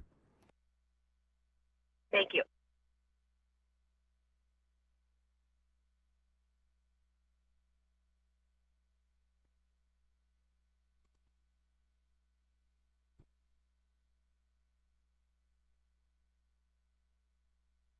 Caller with the last 3 digits of 222, please press *6 to unmute yourself. Please continue. Hello, Chairman, Board. My name is Todd Schwandt, Schwandt. I'm a sheep operator in Northeast Nevada and in Idaho. Reading through this bill, it's a cornucopia of issues that many of the items need to be identified and delineated as separate items instead of some group ruling on this. The overtime issue is a big concern for us. Currently, if you follow state of California versus state of Nevada, we'd be paying an additional $1,386 a month to our workers. It would be imperative that during range sheep operations, our herders have to work more than an 8-hour day. They are provided very good housing that's inspected every single year. We meet all the requirements that the federal government imposes upon us, plus all the rules and regulations that change things like weekly or monthly. All of our herders currently come from Peru. We pay their travel from Peru to the United States and the return home. As far as unionization of these workers, I think it's ludicrous. The majority of the H-2A workers come for 3 years, 6 months. Maybe they'll return for another 6-year project. They'll never see the benefits of paying their dues to the union or the additional money taken out for retirement, insurance, et cetera, et cetera. The other concern I have is the once every 3 days or once every 5-day requirement. Many of our herders in the summertime are in very remote areas. Some of them are in pack-in on horseback to get to the camp where the sheep are up on the Forest Service allotments. It would be very, very detrimental to try to arrange for these herders to leave the sheep unprotected up there for 1 day, as it would be a 3-4 hour drive to get them into a housing or not housing into a town that has the requirements that are sought in this bill. I believe this bill is bad. I believe that some of the items in here are probably legit. Many of the items are not. Sir, thank you so much. Thank you. Thank you. We appreciate your comments, and moving to the next caller.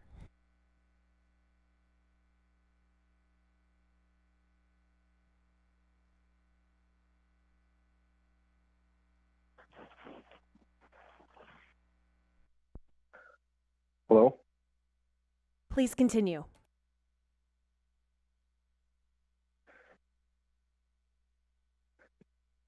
Hi, my name is Tom Baker, Tombaker, and I'm opposed to SB 172. I farm and ranch with my brothers in Baker, Nevada. We have several employees that have been with us 35 plus years, and we have several third-generation employees. We believe treating our employees well is incredibly important. I would urge you to look and think about at the testimony made by Mary and Jim Snyder. That was a good explanation of the H-2A program and how people view the way they should treat their employees. Also, I would like to reiterate that you listen to the California sheep producer and her explanation of how this law has affected the H-2A program in California. I don't have a lot of experience with it, obviously, in California and how that has happened. But right now, the H-2A program in Nevada is good for the employees. It provides all the benefits and lifestyle that the other producers have explained, and it's also good for employers because it allows us to have good employees that show up every year. If we don't treat our employees well, they have lots of other options, whether it's the H-2A workers or the employees that are full-time, long-time employees. These farm workers know that their jobs require long hours during certain seasons of the year and shorter hours during others, and they've established their lives and their lifestyle to conform with that, the seasonal work and how that works. Several of our employees are able to take several months off in the winter or during slow seasons, and we have several single income family employees. So these people understand the jobs. Thank you so much, sir. and That's have 2 created minutes, good but lifestyles. we would encourage you to provide any additional comments to our committee secretary so that they'll be on the record, and we thank you for your time. Broadcast, next caller.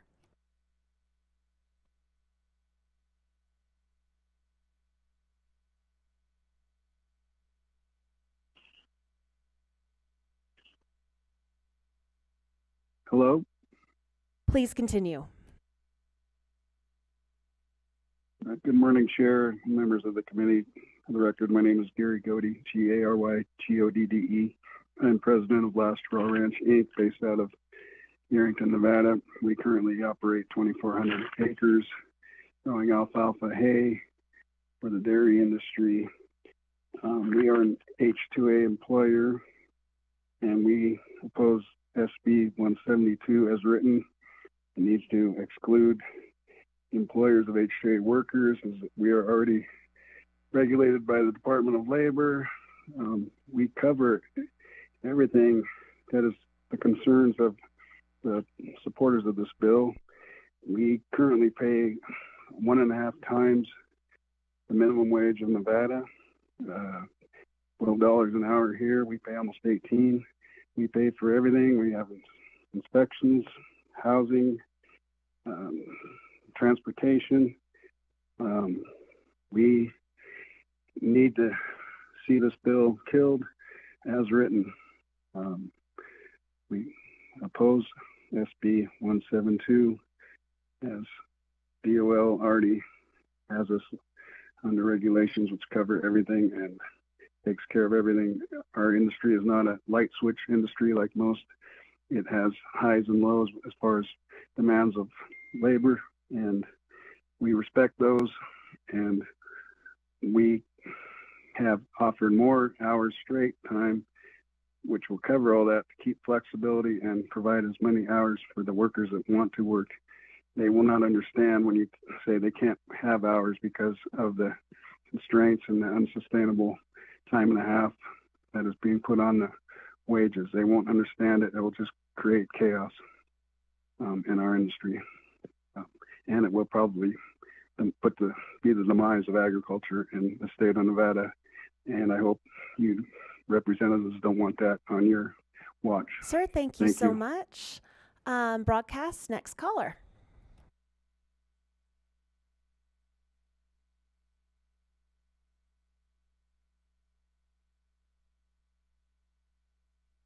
Good morning, Madam Chair and members of the committee. This is Martin Paris, M-A-R-T-I-N, P-A-R-I-S. I'm the Executive Director of the Nevada Cattlemen's Association. We would like to echo the previous comments made in opposition and just reiterate these few key points. Agricultural employees work with us and not for us. Members of our industry have by far and away a great relationship with the employees who make the wheels turn on operations throughout the state. Farm and ranch income continues to decline and expenses continue to rise. Many farms and ranches are not profitable from year to year, which has led to an alarming loss of farms and ranches nationwide. It's really critical to understand that we don't have the ability to pass increased costs, labor, or otherwise to customers. Again, we're price takers. When we take our livestock to a market, the price we receive is dictated to us. As other speakers have mentioned, we have the unique ability to know how similar legislation is playing out in other states In addition to new research out of UC Berkeley on decreased wages in California, I would urge everyone to do some digging on how this is playing out in other states, where you'll find articles titled, "These farm workers thought a new overtime law would help them, now they want it gone," which paints the picture regarding Washington state's issues with a similar policy and the unintended consequences it has brought. We are also concerned with how SB 172 interacts with the high standard of living and pay requirements set forth in the federal H-2A program, which thousands of Nevada Ag employees and employers rely on. With that, please oppose SB 172, and thank you for your time.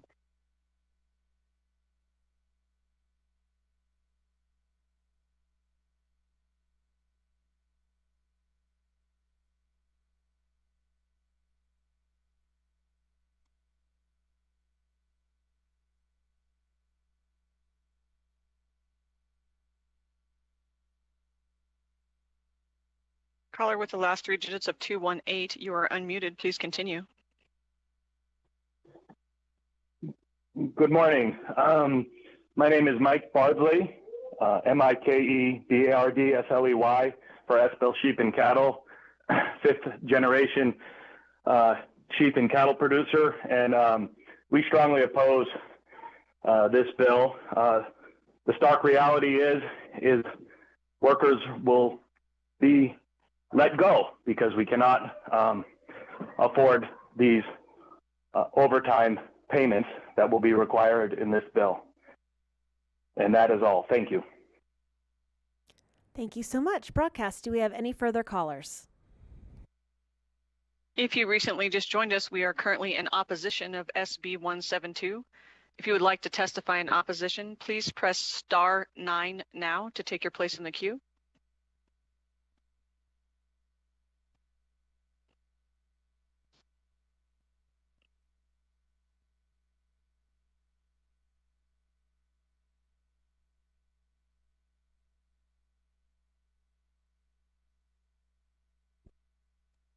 Good morning. My name is Hank Vogler, V as in Victory, O-G-L-E-R, White Pine County Commissioner. I've been in the sheep business for 53 years. I've used the H-2A program since 1978, and I'm in opposition to this bill because it will do nothing but eliminate that many more sheep outfits out of state. A good sheep herder is highly valued and highly taken care of. My sheep herders have a new bunkhouse. They have individual rooms. They have a plasma TV. They have leather couches. They have dish TV. They have Wi-Fi. They have iPhones. Anybody who doesn't take care of his men will not be in business very long. I don't care what business they're in. You have to take care of them. I have employees that have worked for me for over 100 years accumulative. One just retired at 33 years. His brother, 27 years, still working. Another one, 25. I am one of the men's godfather's child. Another one is named after me. I take care of my men because they take care of me. And I do not want to send them back home. They can make $400 a month working in a mine with a pick and shovel in Peru, and they're dead by the time they're 45. This is not the way it is here. That money has taken them from abject poverty into middle class in 1 3-year contract. This is wrong, double wrong. The H-2A program, we are scrutinized by 5 different agencies, 2 of them, OSHA in the state and the unemployment office. We are scrutinized. We are checked. All the information they get is in their own language. Goes on and on and on. This is the Department of Redundancy Department. Should not happen. It will not help anyone, me or these men. All right, Commissioner, thank you so much. That was 2 minutes. It was also, we could hear you, but it was a little challenging to hear. So I would encourage you to provide your comments to the committee secretary so that we can make sure that we have all of your comments on the record. With that broadcast, are there any further callers? If you recently just joined us, we are currently on opposition of SB 172. If you would like to testify in opposition, please press *9 now to take your place in the queue. Again, if you would like to testify in opposition, please press star 9 now.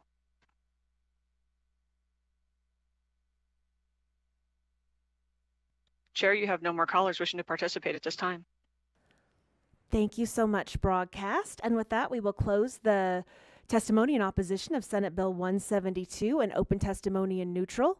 If there's anyone in neutral of SB 172, and I believe we do have someone in Las Vegas, so we'll have them speak when they approach the table.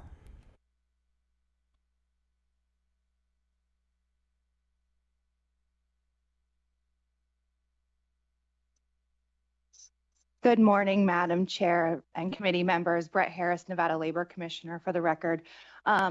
The Office of the Labor Commissioner would be tasked with enforcing SB 172. I had reached out to Senator Flores. I just wanted the committee to be aware, we do have a pending fiscal note on this matter. It's actually not so much about expanding the protections and claims that already exist to agricultural workers. It would more be to facilitate the advisory committee. We would require an administrative assistant level 4 to keep that organized and set up meetings, create agendas, also to process the waivers. I believe there might also be some questions from the committee about the enforcement of overtime laws or how they might apply to agricultural workers. So I just wanted to make myself available to answer any of those.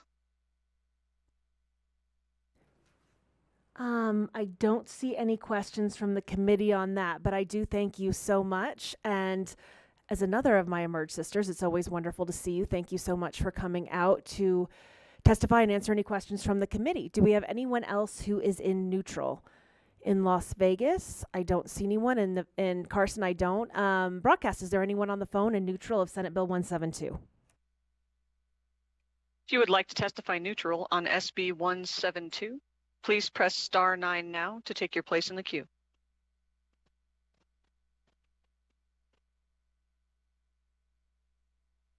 Chair, you have no callers wishing to participate at this time. All right, with that, Senator, would you like to make any closing comments?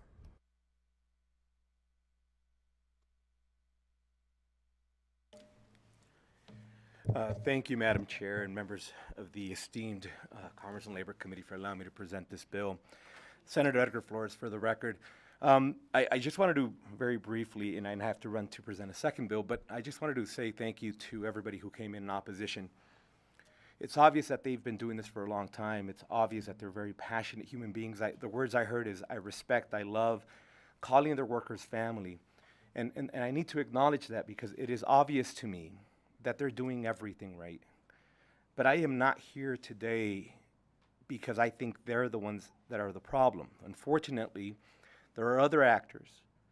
And through the testimony that we've heard from other agricultural workers, they're not getting the same type of love and treatment. In fact, we just had the labor commissioner come up. We have law enforcement.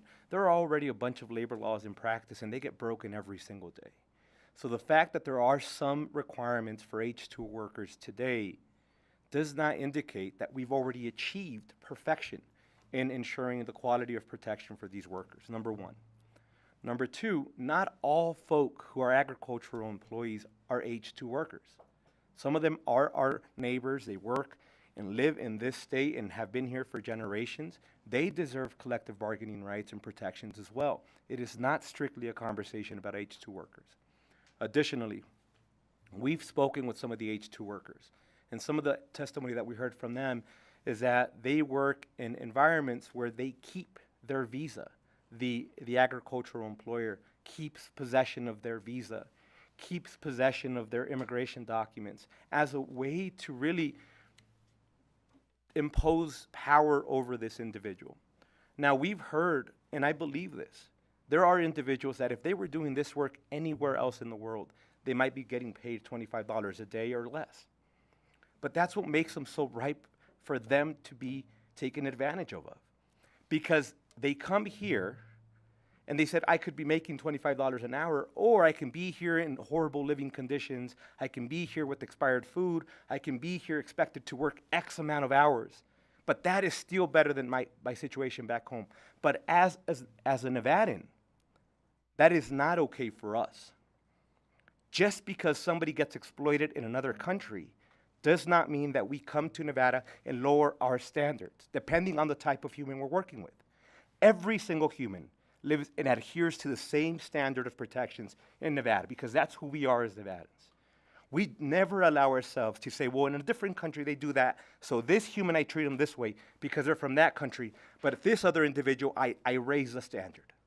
I say that our job in this room, and for all the individuals who are here collectively arguing in support or opposition, is that we have to agree that we have to have a bare minimum of how we treat humans here, and that we acknowledge their work and say thank you by creating a bare minimum standard. Additionally, all the good actors, I understand the conversation about minimum wage, and I am open to continuously having that conversation. We have not reached the end of it. But everything else they said they already do. So I want to remind this committee, if they are already doing that, then they're not really being impacted by this bill in certain sections of the bill, because they're already doing all the right things. So for those individuals, I say thank you for doing the right thing, but we need to cast a wider net, because not all the good actors, unfortunately, are representative of the entire agricultural employer landscape that we have here. And there are just some individuals that aren't good actors, and that's who we need to make sure that they are living up to the standard that every other individual in this room is. Lastly, I just wanted to address the issue about collective bargaining and the H-2A issue that was brought up, whether collective bargaining will help or not. It is up to them to decide.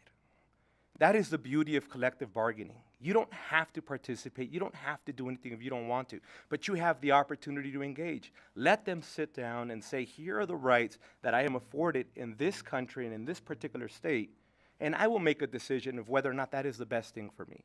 But I am saying it is a may.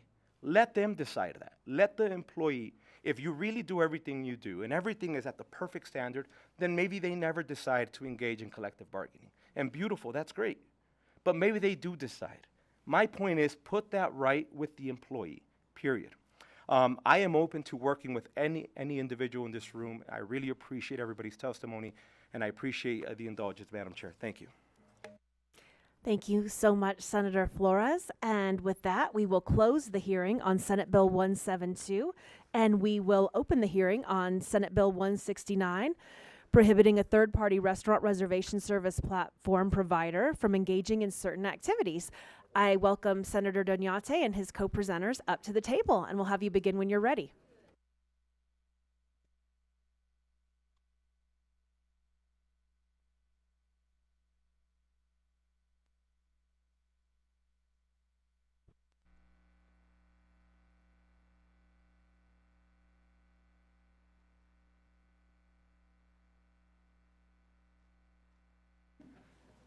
Thank you, Chair, and good morning to the members of the Senate Committee on Commerce and Labor. For the record, Fabian Doñate representing Senate District 10.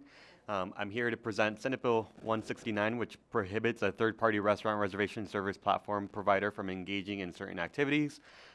Really quickly, I'm joined with Nick and Peter, who will go ahead and talk about why we're bringing this presentation forward.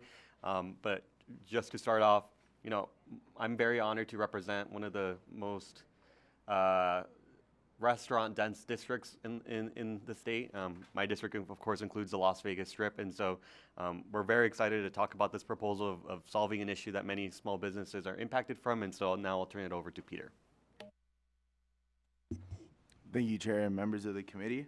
My name is Peter Saba, S-A-B as in Bravo A, Senior Government Affairs Manager for the Nevada Restaurant Association, and I am joined with Nick McMillan, Co-CEO of Golden Steer. We're here to talk about reservation scalping and how it's affecting local restaurants in Nevada. Reservation scalping is a growing issue harming restaurants and service providers across Nevada. Unauthorized third-party platforms use bots to hoard reservations, reselling them for $80 or more without business consent. This leads to empty tables, lost revenue, and frustrated customers. Not only do businesses lose control of their booking systems, resulting in no-shows and operational disruptions, but consumers are also misled into overpaying for reservations that were originally free, believing that they were directly booking with the establishment. This deceptive practice exploits limited availability, damages consumer trust, and undermines fair business operations. SB 169 is designed to stop these bad actors and restore transparency and control to Nevada's businesses. So what does SB 169 do, and how will it fix this problem?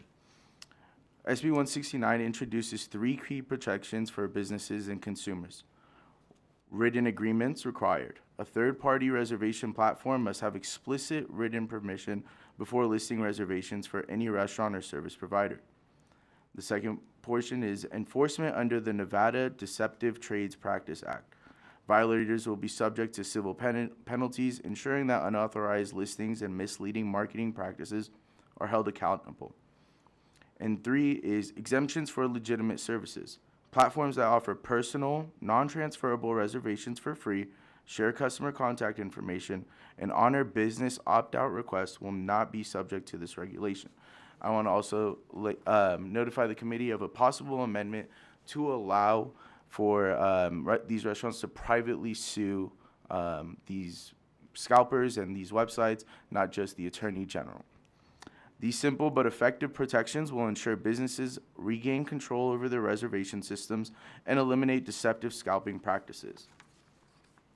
So now here, if you take a look, this is the homepage of appointmenttrader.com, one of the main websites that are used for these third-party reservation resellers. At the top left corner, you see that in the past 24 hours of this screenshot, $19,000 or more were purchased in restaurant reservations or appointments. In the last 12 months, 7 million. And you'll see that this is obviously the homepage of the Las Vegas site, and Carbone, Delilah, and Golden Steer kind of fluctuate from the top 3.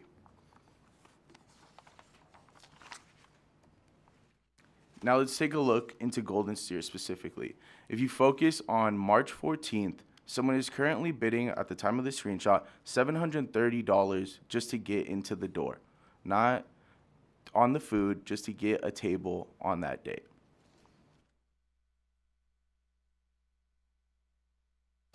And now, with some quick math, we look at what the possible profit these scalpers are gaining off of a product that is not theirs. If you look with the page views in the last in the year, 543,000, and if you took 5% of those page views or 10% of those page views, and if they were to actually turn into bidders, going by the average bid of 105 or 126, that translates to $514,000 annually at 5%, and then obviously doubles to $1 million at 10%. That's just one restaurant. This is just showing how much a multi-million-dollar industry this kind of stuff is. And it's not just restaurants. Number 7 on the list of top Las Vegas establishments to bid at is DMV appointments. Someone is currently profiting off of taxpayer services, off of the government without their obviously permission. According to the owner of Appointment Trader himself, the very reason he created this website was because of his experience at a Las Vegas DMV. Platforms like Appointment Trader originally gained traction by allowing users to buy and sell high-demand government services such as DMV appointments. In Nevada, DMV slots can be hard to come by, and what was supposed to be a free public service has now been turned into a pay-to-play system where scalpers profit while residents struggle to get the appointments they need.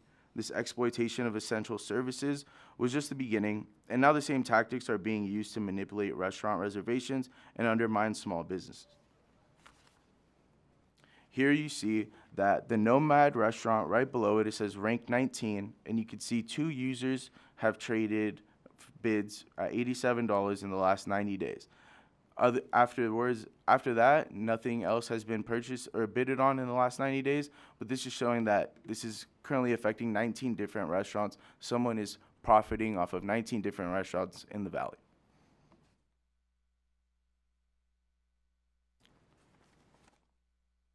This issue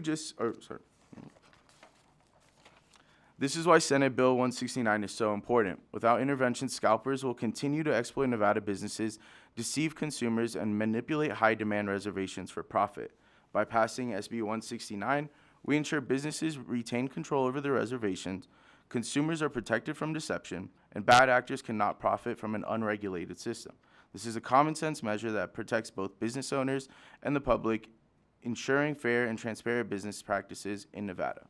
Now I'll pass it on to Nick McMillan, co-CEO of Golden Steer Las Vegas, to talk about when he first heard about this problem and how it has affected his business.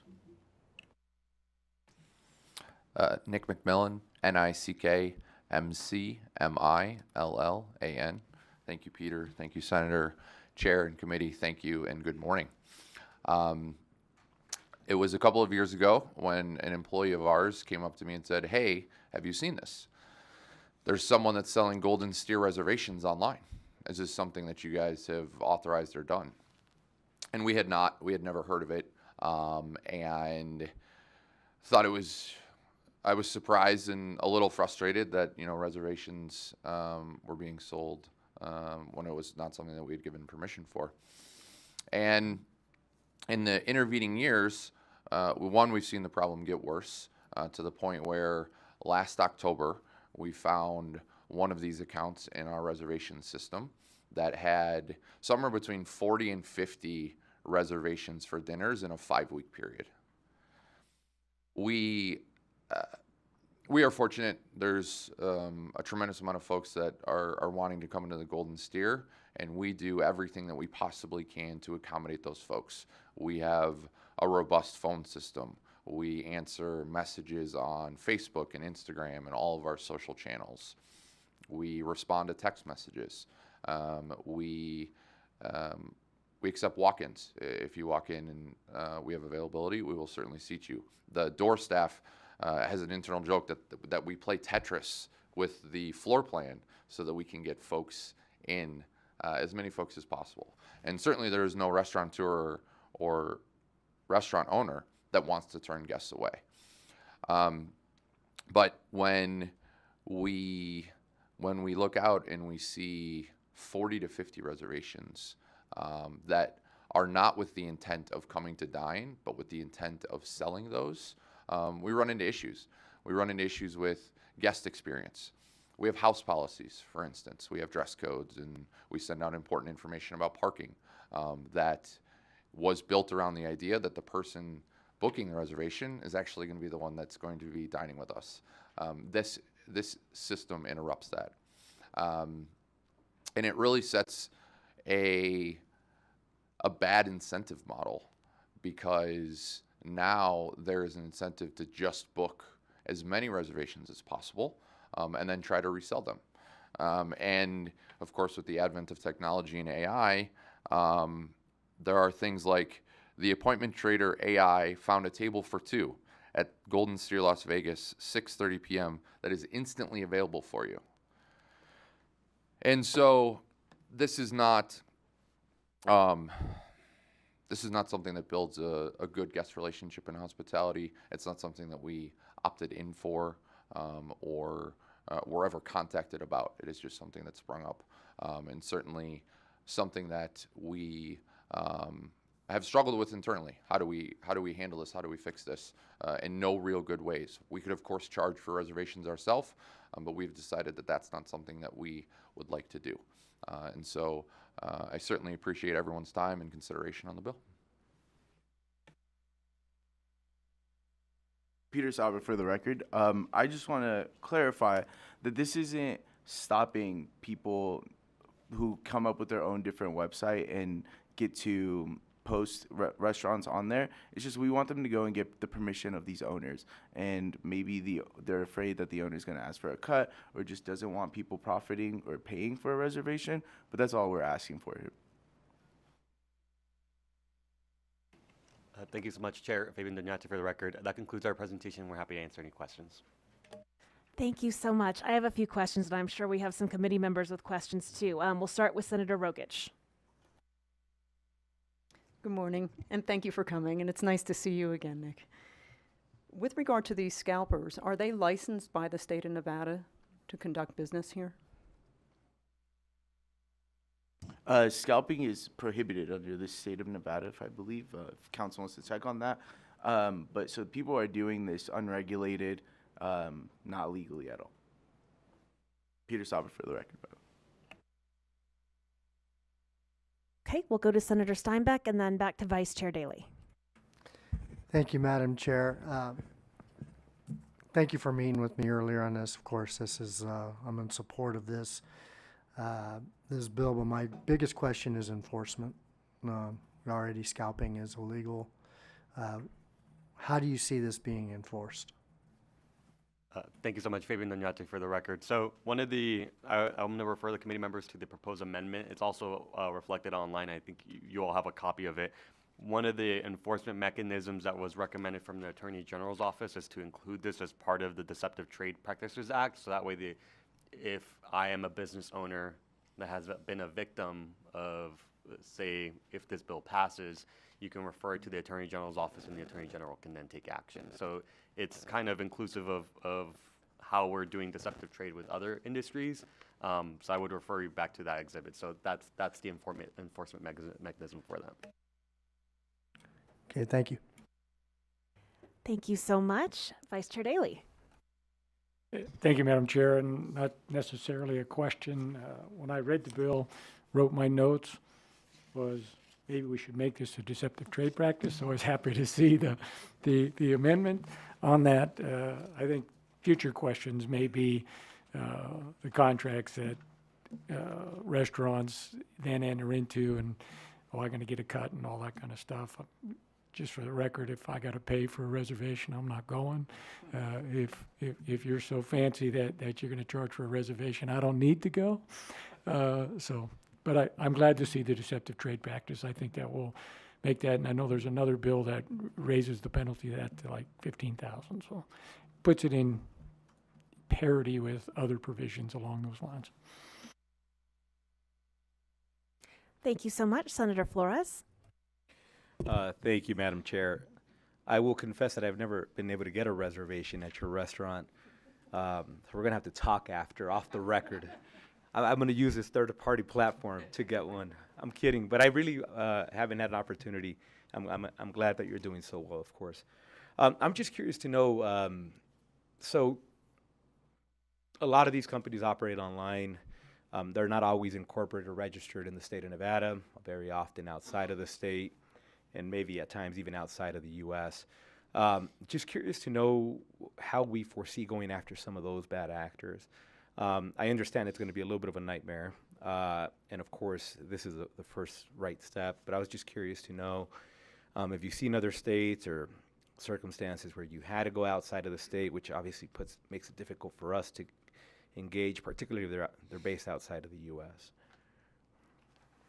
Thank you, Senator. Peter Saba for the record. New York was the first to get something like this done. They passed it, I believe, last year, and it just went to effect on February 17th, if I believe correctly. They have the same violation fine, and it's either under the Attorney General or the local district attorney's office that can go after these people. So we kind of mirrored it off that.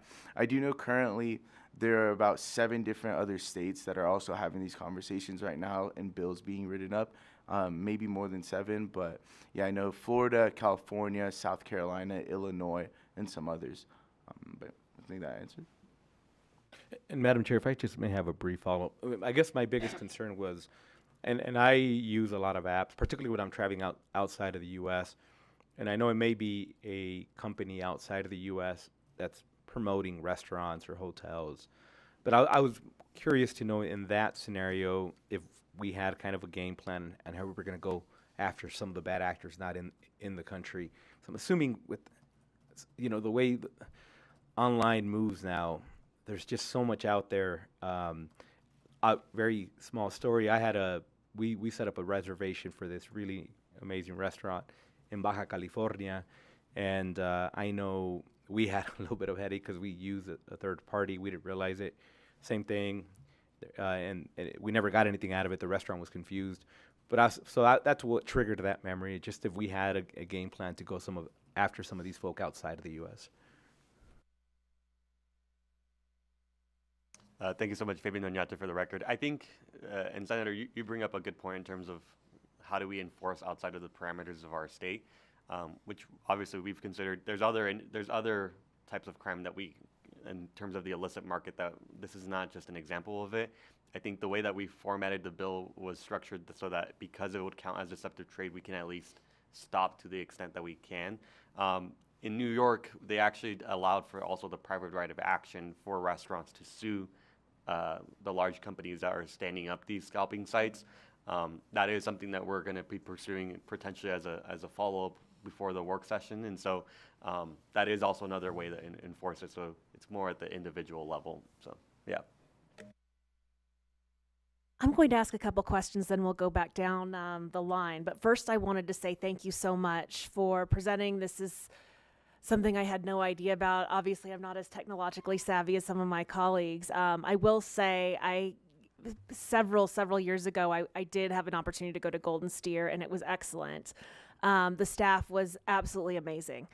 My question is, how does this, speaking of the staff, affect your staff at the restaurant? Are there nights that people just aren't showing up for these glut of reservations that were made and maybe no one could afford the $700 ticket price, and then the staff doesn't have any tables to serve?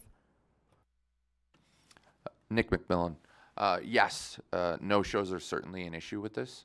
Right, if I'm a trader on this platform, I'm more focused on making money than on canceling reservations that I don't sell. And because we don't charge for reservations, it's effectively a no-cost option to grab as many tables as possible.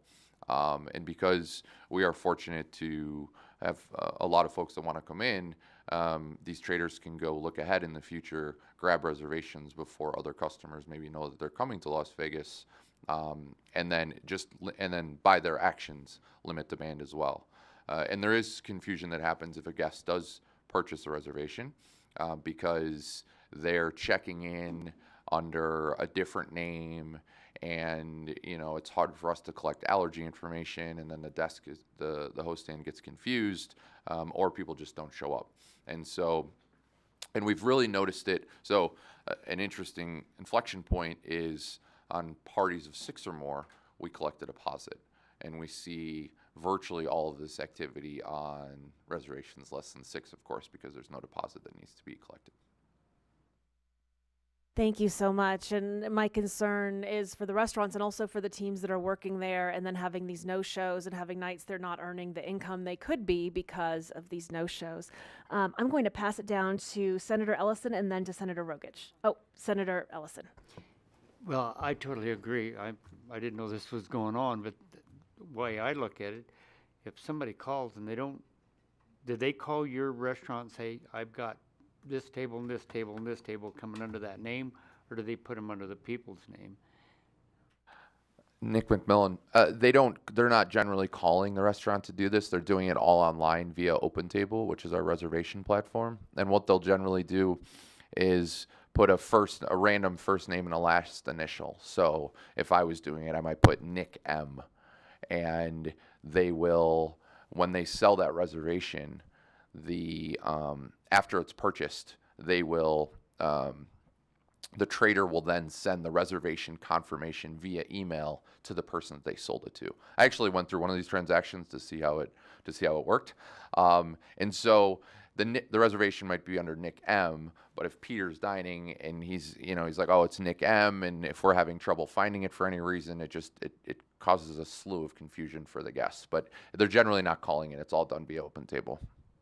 It seemed like to me you could back bill this outfit for the loss of. Because a lot of times you go to like the Star, you can't even make a reservation under 4. I mean, there's so many people that goes in there, so they don't even do that. But if you got a big table, big room, then yes, they'll do it. But I think they've got to put a deposit down to do them. So I see your. That's a big whack. I think It is, and the one thing I would say too is that every restaurant has demand like this on days. Valentine's Day, Thanksgiving, Mother's Day, Father's Day, Saturdays, Fridays. right? So this is not just an issue that impacts the restaurants that have been highlighted, but it impacts every restaurant that takes reservations, and for those busy nights. And so, through no fault of their own. Yeah. Well, good luck. I hope you can get this straightened out. Thank you. Thank you very much. All right. Seeing no further questions from the committee, thank you so much again for the presentation. And we will open up testimony in support of Senate Bill 169. We'll have you join us at the tables in our physical locations, either in Carson City or in Las Vegas. And then we'll move to the phones.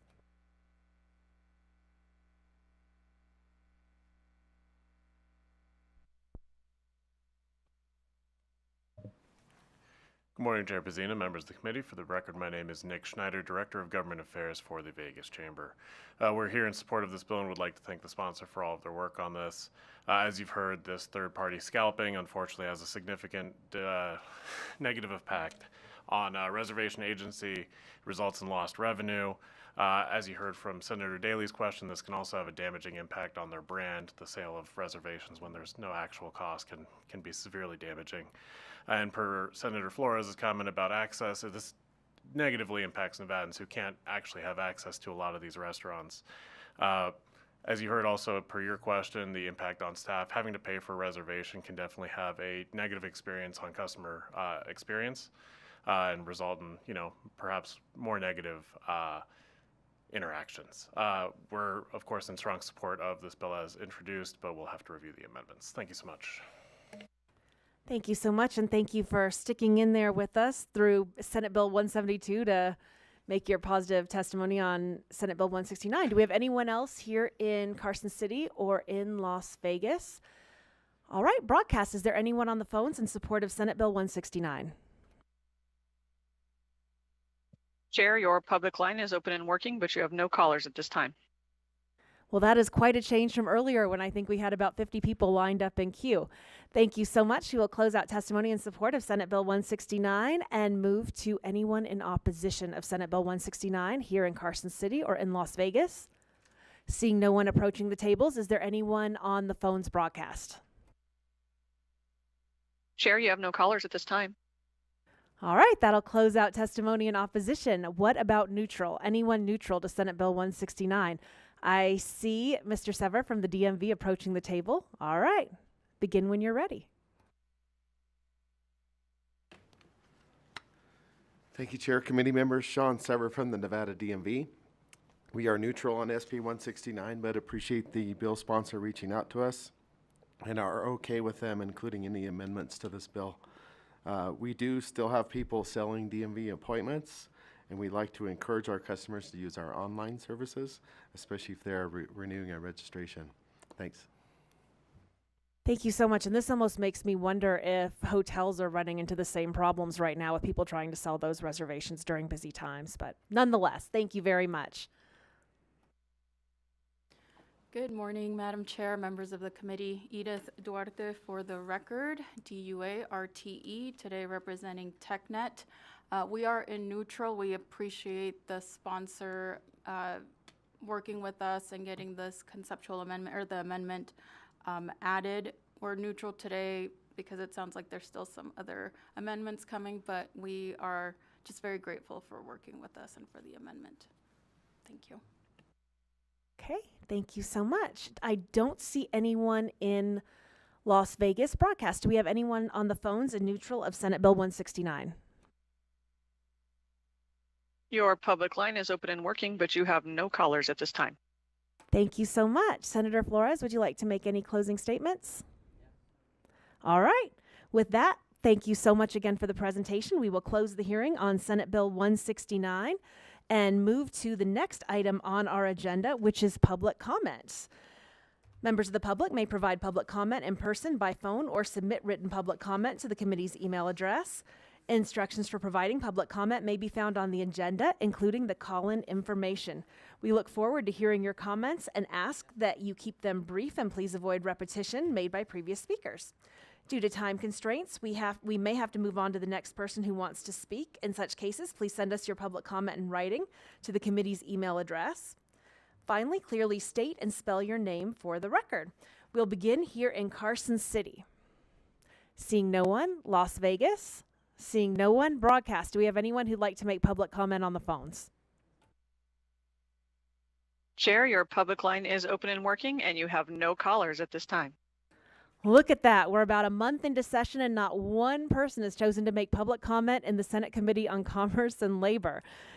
We look forward to seeing you Wednesday for a robust meeting. And with that, this concludes our meeting. Have a wonderful day, everyone.